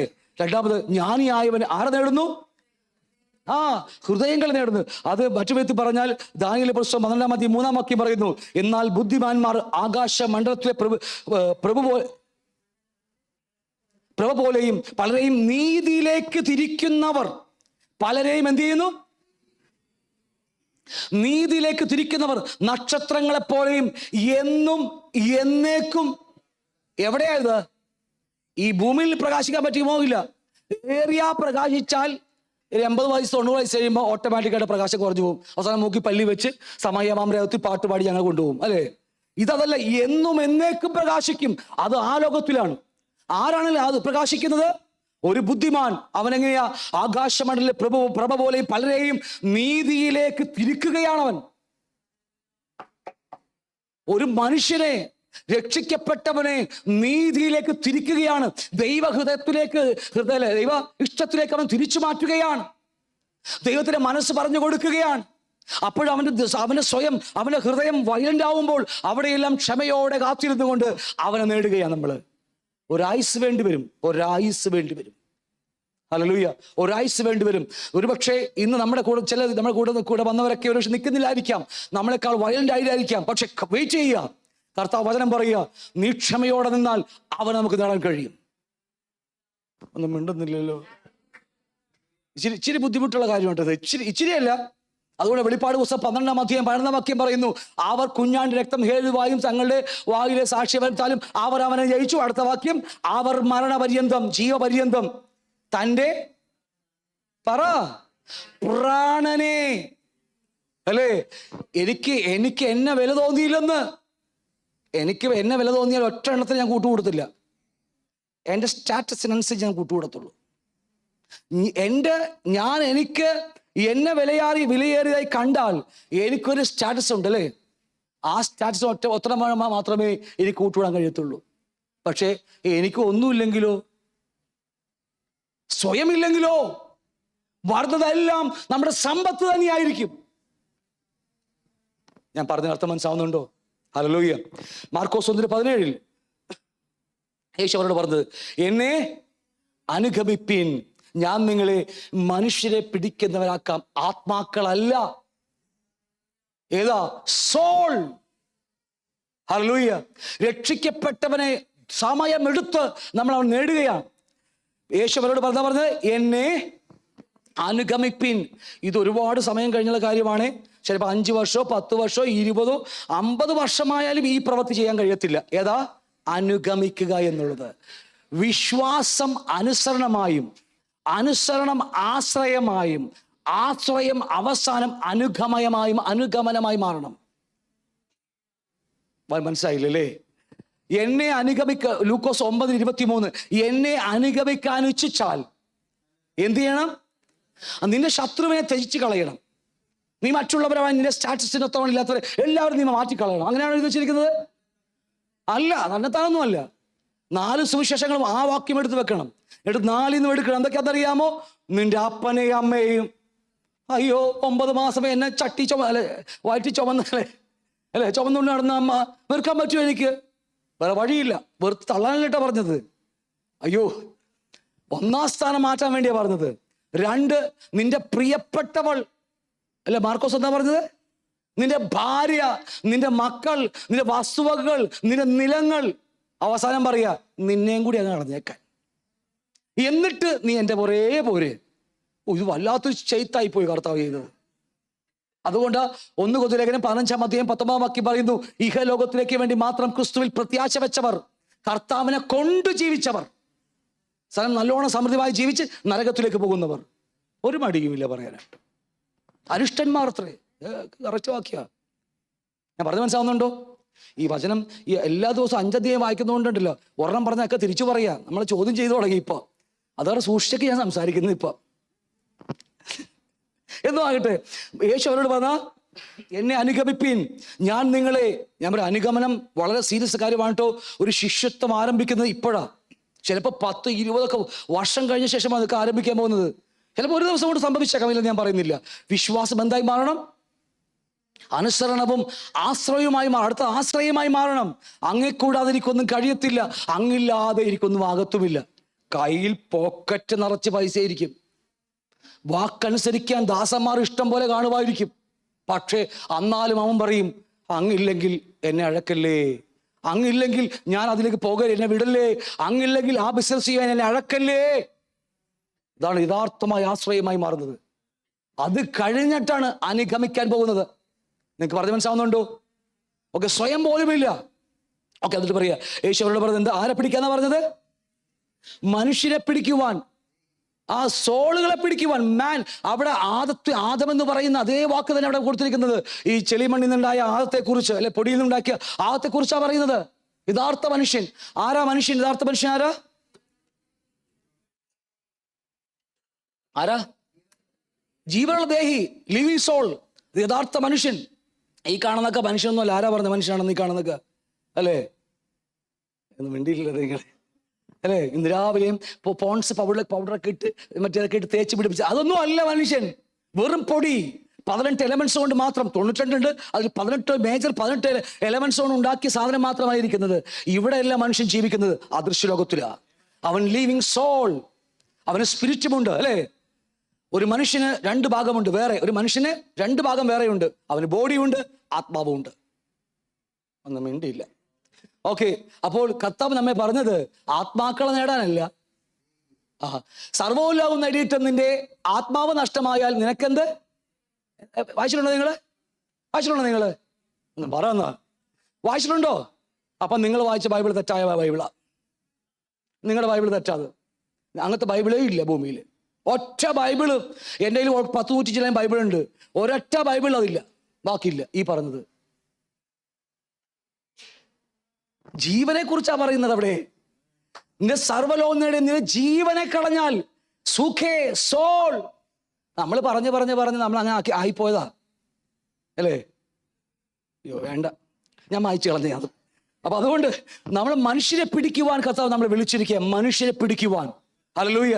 രക്ഷിച്ചു കൊണ്ട് ഇട്ടിട്ട് അവർ എന്തെങ്കിലും റൊട്ടിയോ ഉണക്കറൊട്ടിയോ കഞ്ഞിലുള്ള കൊടുത്ത് അവരെ വളർത്താൻ വേണ്ടിയല്ല. ലോകത്തില് എന്താ പറയാ, അത് അത്ഭുതവും അടയാളം കാണിച്ച് വളർത്താൻ വേണ്ടിയല്ല. സോളുകളെ രക്ഷിപ്പാൻ തക്കമുള്ള ഫുഡ് കൊടുത്ത് അവരെ ഒരുക്കി അവരെ തികച്ചെടുത്ത് സ്വർഗീയ പടിവാതിക്കൽ കൊണ്ട് നിർത്തി തീ വന്ന് വീണ്ടും ശോധന ചെയ്യുമ്പോൾ കത്താൻ നിൽക്കണം അവർ. എങ്കിലേ എനിക്ക് പ്രതിഫലമുള്ളൂ, നിങ്ങൾക്കുമുള്ളൂ. ഞാൻ പറഞ്ഞ മനസ്സിലാവുന്നുണ്ടോ? ഹല്ലേലൂയ. അതുകൊണ്ടാണ് നമ്മുടെ ആത്മാക്കളെ രക്ഷിക്കുക. താഴെ പഠിച്ചതാണ്, നമ്മുടെ ആത്മാക്കളെ രക്ഷിക്കുവാൻ യേശു ക്രിസ്തുവിനെ കുറിച്ചുള്ള സുവിശേഷം മതി. എന്നാൽ യേശു ക്രിസ്തുവിന്റെ സുവിശേഷം, മറ്റത് യേശു ക്രിസ്തുവിനെ കുറിച്ചുള്ള സുവിശേഷമാണ്. ഈ യേശു ക്രിസ്തുവിന്റെ സുവിശേഷം എന്നത് അത് എൻ്റെ അകത്ത് കിടക്കുന്ന പാപത്തേക്ക് എടുത്തു മാറ്റി എൻ്റെ ദേഹിയെ പണിയുവാൻ, ദൈവത്തിന് നിർത്തുവാൻ കഴിവുള്ള സുവിശേഷമാണ് യേശു ക്രിസ്തുവിന്റെ സുവിശേഷം. അത് ഒന്ന് മാത്രമാണ് ദൈവരാജ്യം. ഞങ്ങൾ താഴത്തെ എത്രയോ മാസങ്ങൾ കൊണ്ടാണെന്നറിയാമോ ഫുൾ ഗോസ്പൽ പഠിച്ചത് അവസാനിപ്പിച്ചത്. സന്തോഷമാണോ? അതുകൊണ്ട് നമ്മൾ ഒരു വാക്യങ്ങൾ വായിച്ച് നമുക്ക് ഇന്നത്തെ ക്ലാസ് അവസാനിപ്പിക്കാം. ഒരു കിരീടം കൂടി ഇന്ന് പഠിക്കാം, ബാക്കി കിരീടങ്ങൾ അവിടെ കിടക്കട്ടെ, അല്ലേ? ഓക്കെ, സദൃശ്യവാക്യം 12-ാം അധ്യായം 20-ാം വാക്യം. സദൃശ്യവാക്യം 12-ാം അധ്യായം 20-ാം വാക്യം. ധാന്യം പൂട്ടിയിട്ട് കൊണ്ടിരിക്കുന്നവനെ പറ, ധാന്യം പൂട്ടിയിട്ട് കൊണ്ടിരിക്കുന്നവനെ ജനങ്ങൾ ശപിക്കും. അത് വിൽക്കുന്നവന്റെ തലമേലോ അനുഗ്രഹം വരും. ഒരു ചെറിയ വാക്യമാ, സദൃശവാക്യം എഴുതി വെച്ചിരിക്കുക. ധാന്യം പൂട്ടിയിട്ട് കൊണ്ടിരിക്കുന്നവനെ എന്ത് ചെയ്യും? ജനങ്ങൾ ശപിക്കും. ശാപം മാത്രമല്ല, അവന്റെ തലമുറകളിൽ മേൽ കയറി പിടിക്കും. അത് നമ്മുടെ ഇപ്പൊ ഞാൻ പൂട്ടിയിട്ടെങ്കിൽ എൻ്റെ മേൽ മാത്രമല്ല, അത് ആ തലമുറകളുടെ മേൽ, അല്ലേ? 3-4 തലമുറകളുടെ മേൽ ആ ശാപം കയറി വരും. എത്രയോ നമുക്കറിയാം, അല്ലേ? നമുക്കറിയാൻ കഴിയും. അപ്പൊ ധാന്യം പൂട്ടിയിട്ട് കൊണ്ടിരിക്കുന്നവനെ ജനങ്ങൾ ശപിക്കും. അത് വിൽക്കുന്നവന്റെ തലമേലോ അനുഗ്രഹങ്ങൾ വരും. ഇതെന്ത് സാധനം കർത്താവ് അവിടെ പറഞ്ഞിരിക്കുന്നത്? എന്താ? ദൈവം നമ്മളെ ഏൽപ്പിച്ചിരിക്കുന്ന ഉപനിധിയുണ്ട്. ആണോ? ഇവിടെ പറഞ്ഞ ധാന്യം, ഒരു വലിയ ധാന്യമുണ്ട്, ജീവൻ കൊടുക്കാം. ധാന്യം എന്ന് പറഞ്ഞാൽ അറിയാമോ? മണികൾ, അല്ലേ? പയറുമണി, കടലമണി, അല്ലോ കടലമണിയിലല്ലോ, അല്ലേ? ആ നെൽമണി, അല്ലേ? പയറുമണി, എന്തും ആവട്ടെ, അല്ലേ? പരിപ്പമണി ഒക്കെ ഉണ്ട്. ഇതിനകത്ത് എന്തുണ്ടെന്ന് അറിയാമോ? എന്തുണ്ട് ഇതിനകത്ത്? ഞാൻ തമാശ പറഞ്ഞതല്ല. 4500 വർഷങ്ങൾക്കപ്പുറം, അല്ലെ 4000 അത്രയും വർഷങ്ങൾക്കപ്പുറം, ഓക്കെ, ഇപ്പൊ 4500 ആയിട്ടുണ്ടാവും. അത്രയും വർഷങ്ങൾക്ക് മുമ്പേ ശ്രദ്ധിച്ചു നോക്കിയേ, പിരമിഡിനകത്ത് ഈ മമ്മീസ് ഉണ്ടല്ലോ, നമ്മുടെ മമ്മിയല്ല, വേറെ അപ്പുറത്ത് ചത്തുപോയ മമ്മി.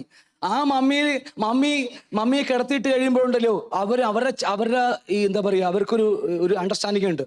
അവരെ ആ ബോഡി അടക്കി എന്താ പറയുക, നല്ല മരുന്നൊക്കെ വെച്ച് കെട്ടിപ്പൂട്ടി വെക്കും. കാരണം അവരുടെ വിശ്വാസം എന്നറിയാമോ, നല്ല വിശ്വാസം അവര്, നമ്മളെക്കാൾ നല്ല വിശ്വാസം അവര്. കാരണം അവരുടെ വെക്കുമ്പോൾ പയറുമണി, കടൽ, അങ്ങനത്തെ പല കാര്യങ്ങളും അവരുടെ കൂടെ കെട്ടിവെക്കും. മമ്മിയാ ചത്തുപോയ ആ ബോഡിയാ കിടക്കുന്നത് അല്ലേ, ആ ബോഡിയുടെ കൂടെ പയറും കടലയും പരിപ്പും അരിയും ഗോതമ്പൊക്കെ വെച്ച് കെട്ടിവെക്കും. വർഷങ്ങൾ കഴിഞ്ഞ് ഒരിക്കൽ ഹിസ്റ്ററി നമ്മുടെ പേപ്പറിലൊക്കെ വന്നതാ. വർഷങ്ങൾ കഴിഞ്ഞപ്പോൾ ആ ഒരു മമ്മിയുടെ പെട്ടകം പൊളിച്ചു നോക്കിയപ്പോൾ അതിനകത്ത് കുറെ പയറും പരിപ്പൊക്കെ സാധനങ്ങളൊക്കെ ഇരിക്കുന്നു. എത്രയോ നീണ്ട വർഷങ്ങൾ കഴിഞ്ഞു അല്ലേ. കാരണം അവർക്ക് അണ്ടർസ്റ്റാൻഡിങ് ഉണ്ട്. അത് പറഞ്ഞു പോയേക്കാം. അവരുടെ അണ്ടർസ്റ്റാൻഡിങ് എന്ന് അറിയാമോ, ഈ മരിച്ചു പോയാലും ഇവർ മറ്റൊരു ലോകത്ത് ചെല്ലുമ്പോൾ അവർക്ക് കഴിക്കാനുള്ള ഭക്ഷണമാണിത്.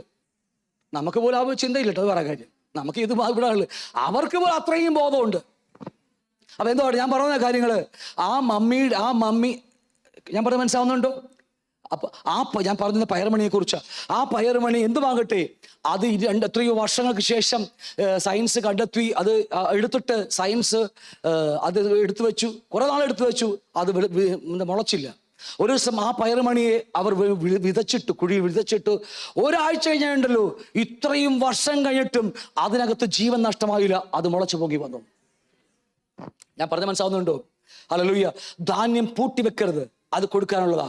നമ്മുടെ അകത്തും ജീവനുള്ളൊരു ധാന്യമുണ്ട്, അത് സുവിശേഷമാണ്, അത് രക്ഷയ്ക്കുള്ള മണിയാണ് അല്ലേ. അത് കർത്താവ് തന്നെയാ നമ്മുടെ അകത്ത് വെച്ചിരിക്കുന്നത്. നാം മറ്റുള്ള കൊടുക്കുന്നില്ലെങ്കിൽ, പറ നിങ്ങള്, സുവിശേഷം പറയുന്നില്ലെങ്കിൽ, ആ നിധിയെ നാം കൊടുക്കുന്നില്ലെങ്കിൽ, എന്താ പറഞ്ഞത്? ശാപം വരുമോന്നാ അല്ലെ. ജനങ്ങൾ നിന്നെ ശപിക്കും. എന്റെ സഹോദര, നിങ്ങൾക്ക് പണ്ടൊന്നും പറയാനില്ലേ യേശുവിനെ കുറിച്ച്? ഞങ്ങൾക്ക് അറിയാത്തതുകൊണ്ടല്ലേ ഞങ്ങൾ നിങ്ങളൊക്കെ ഉപദ്രവിച്ച്. നിങ്ങൾ പറഞ്ഞില്ലെങ്കിൽ ഞങ്ങൾ രക്ഷിക്കപ്പെട്ടെ എന്നൊക്കെ എത്രയോ ചരിത്രങ്ങൾ എൻ്റെ കൂടെ വന്ന ദിവസമാർ പറഞ്ഞിട്ടൊന്നും അറിയാമോ? ഹല്ലേലൂയ. പറഞ്ഞ് മനസ്സിലാവുന്നുണ്ടോ? അതുകൊണ്ടാ അത് പൂട്ടി വെക്കരുത്. എന്ത് ചെയ്യണം? ഒരിക്കൽ എങ്ങനെയാ, ഒരു കടലിൽ കൂടി കപ്പൽ പോയിക്കൊണ്ടിരിക്കുമ്പോൾ ആ കപ്പലിനകത്ത് ജാക്കറ്റ് വിൽക്കുന്ന ഒരാളുണ്ടായിരുന്നു. ഞാൻ പറഞ്ഞ പെണ്ണുങ്ങളുടെ ജാക്കറ്റിനെ കുറിച്ചല്ലേ പറയുന്നത്, ഉടുപ്പ് മറ്റേ വെള്ളം കയറുന്ന പൊക്കിക്കിടക്കുന്ന ജാക്കറ്റ് അല്ലേ. ആ ജാക്കറ്റ് വിൽക്കുന്ന ഒരു മനുഷ്യൻ ആ കപ്പലിലുണ്ടായിരുന്നു. കപ്പൽ താന്നുകൊണ്ടിരിക്കുക. എല്ലാവരും നിലവിളിക്കാൻ തുടങ്ങി, വേറെ വഴിയില്ലല്ലോ. അപ്പോൾ ഈ ജാക്കറ്റ് വെക്കുന്നവൻ അനങ്ങാതെ അവന്റെ കെട്ട് അങ്ങനെ പൂട്ടി ഉറപ്പിച്ച് ബലം പിടിച്ചിരിക്കുക അല്ലേ. നിങ്ങൾ പറ, ഈ വചനം പ്രകാരം അവൻ എന്തായിത്തീരും? ശാപം അവന്റെയും അവന്റെ തലമുറയും വന്ന് വീഴും.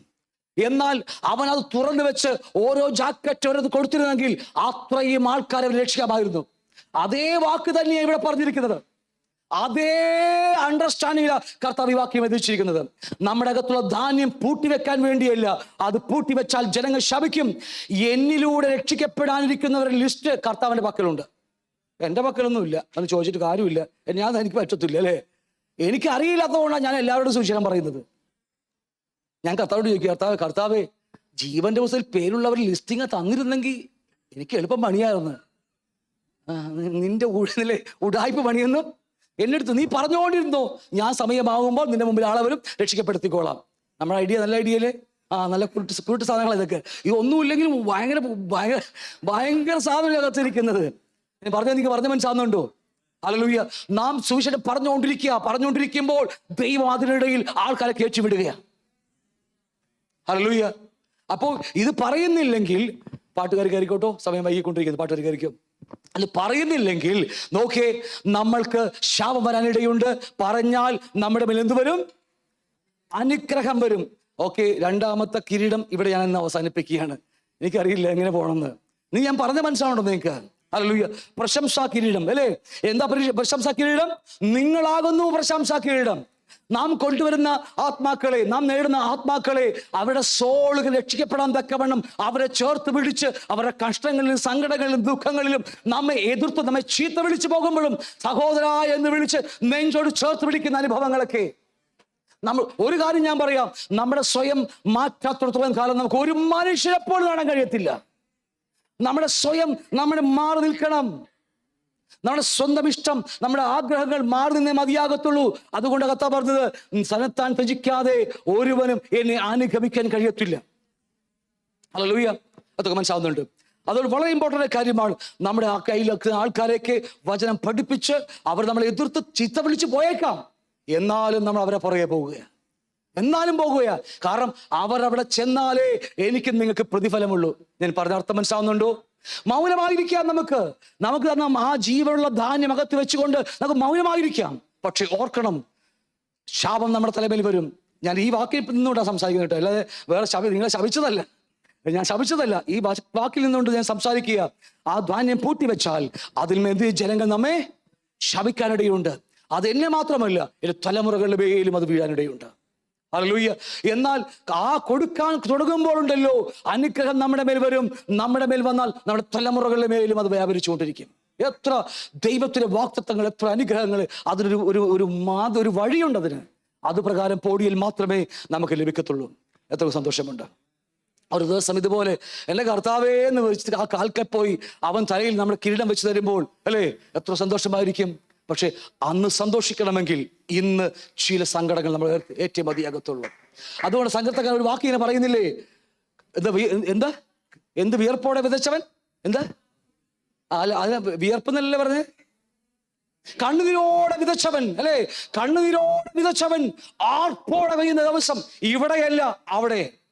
ഇവിടെ വിതക്കുകയാണ് കണ്ണുനീരോടെ. നമ്മളെ ചീത്ത വിളിച്ചും നമ്മളെ നിന്ന് വാങ്ങിക്കൊണ്ടു പോയിട്ട് നമ്മളെ തേച്ചൊട്ടിക്കുന്ന പരിപാടിയൊക്കെ ഉണ്ട് ആൾക്കാർക്ക് അല്ലേ. ചെയ്യുമ്പോഴും നമ്മൾ ക്ഷമിക്കുക, സഹിക്കുക, പുറത്ത് അവൻ നേടാൻ വേണ്ടി നോക്കുമ്പോൾ നമ്മൾ ആ കണ്ണുനീരൊക്കെ ഒരു ദിവസം മാർപ്പടക്കുകയും ദിവസമുണ്ട്. ഹല്ലേലൂയ. നമ്മൾ കാണ്. ഹല്ലേലൂയ. നമ്മുടെ നേടിയവർ പണ്ട് സുവിശേഷം പറഞ്ഞവർ നമ്മുടെ കൂടെ ഉണ്ടോ? ഇല്ലെങ്കിൽ നാം കണക്ക് പറയേണ്ടി വരും. ഹല്ലേലൂയ. ദൈവം നമ്മളെ ഏൽപ്പിക്കുന്നത് ഒരാളാണെങ്കിലും അവരെ അവിടെ എത്തിക്കണം. ഹല്ലേലൂയ. പാസ്റ്റർ ജോലി മാത്രമല്ല, പാസ്റ്റർ അല്ല പ്രസവിക്കേണ്ടത്. എന്റെ വയറ് കണ്ടിട്ട് നിങ്ങൾ പാസ്റ്റർ അല്ല പ്രസവിക്കേണ്ടത്, ഇടയല്ല പ്രസവിക്കേണ്ടത് ഒന്നും മിണ്ടിയില്ല. നിങ്ങളുടെ നാട്ടിലൊന്നും കണ്ടിട്ടേ ഇല്ല. നിങ്ങൾ ആടുകൾ പ്രസവിക്കാൻ കണ്ടിട്ടില്ല. ആടുകളാ പ്രസവിക്കുന്നത്, ഇടയല്ല പ്രസവിക്കുന്നത്. പിന്നെ എൻ്റെ അമ്മായിമ്മക്ക് കുറെ ആടുകളുണ്ട്. ചിലർക്ക് മച്ചിയ. ഇടക്ക് അമ്മ കൊല്ലാൻ കൊടുക്കും അതിനെ, ബിരിയാണിക്ക്, മട്ട ബിരിയാണിക്ക് വേണ്ടി. നമുക്ക് ദിവസം ഏൽപ്പിക്കാം. വാ, ഇല്ല, നമുക്ക് ആശീർവാദങ്ങൾ മടങ്ങാം. പിതാവായ ദൈവത്തിന്റെ സ്നേഹവും പുത്രാ ദൈവത്തിന്റെ കൃപയും ആശ്വസിപ്പിച്ച് വഴിനടത്തുന്ന പരിശുദ്ധാത്മാവിന്റെ സംസർഗ കൂട്ടായ്മയും ഇവിടെ വന്നിരിക്കുന്ന എല്ലാ ദൈവമക്കളുടെ കൂടെയും ലോകത്തിലുള്ള സകല വിശുദ്ധന്മാരുടെ കൂടെയും യേശുവിന്റെ മേഘ പ്രത്യക്ഷത വരെ ഉണ്ടായിരിക്കുമാറാകട്ടെ. ആമേൻ, ആമേൻ. ജയ കർത്താവിനെ വിശുദ്ധ കലകളെ യോതി ഹല്ലേലൂയ പാടാം. ഹല്ലേലൂയ, ഹല്ലേലൂയ. ആമേൻ. കർത്താവേ വേഗം വരണമേ, മാറാനാഥ.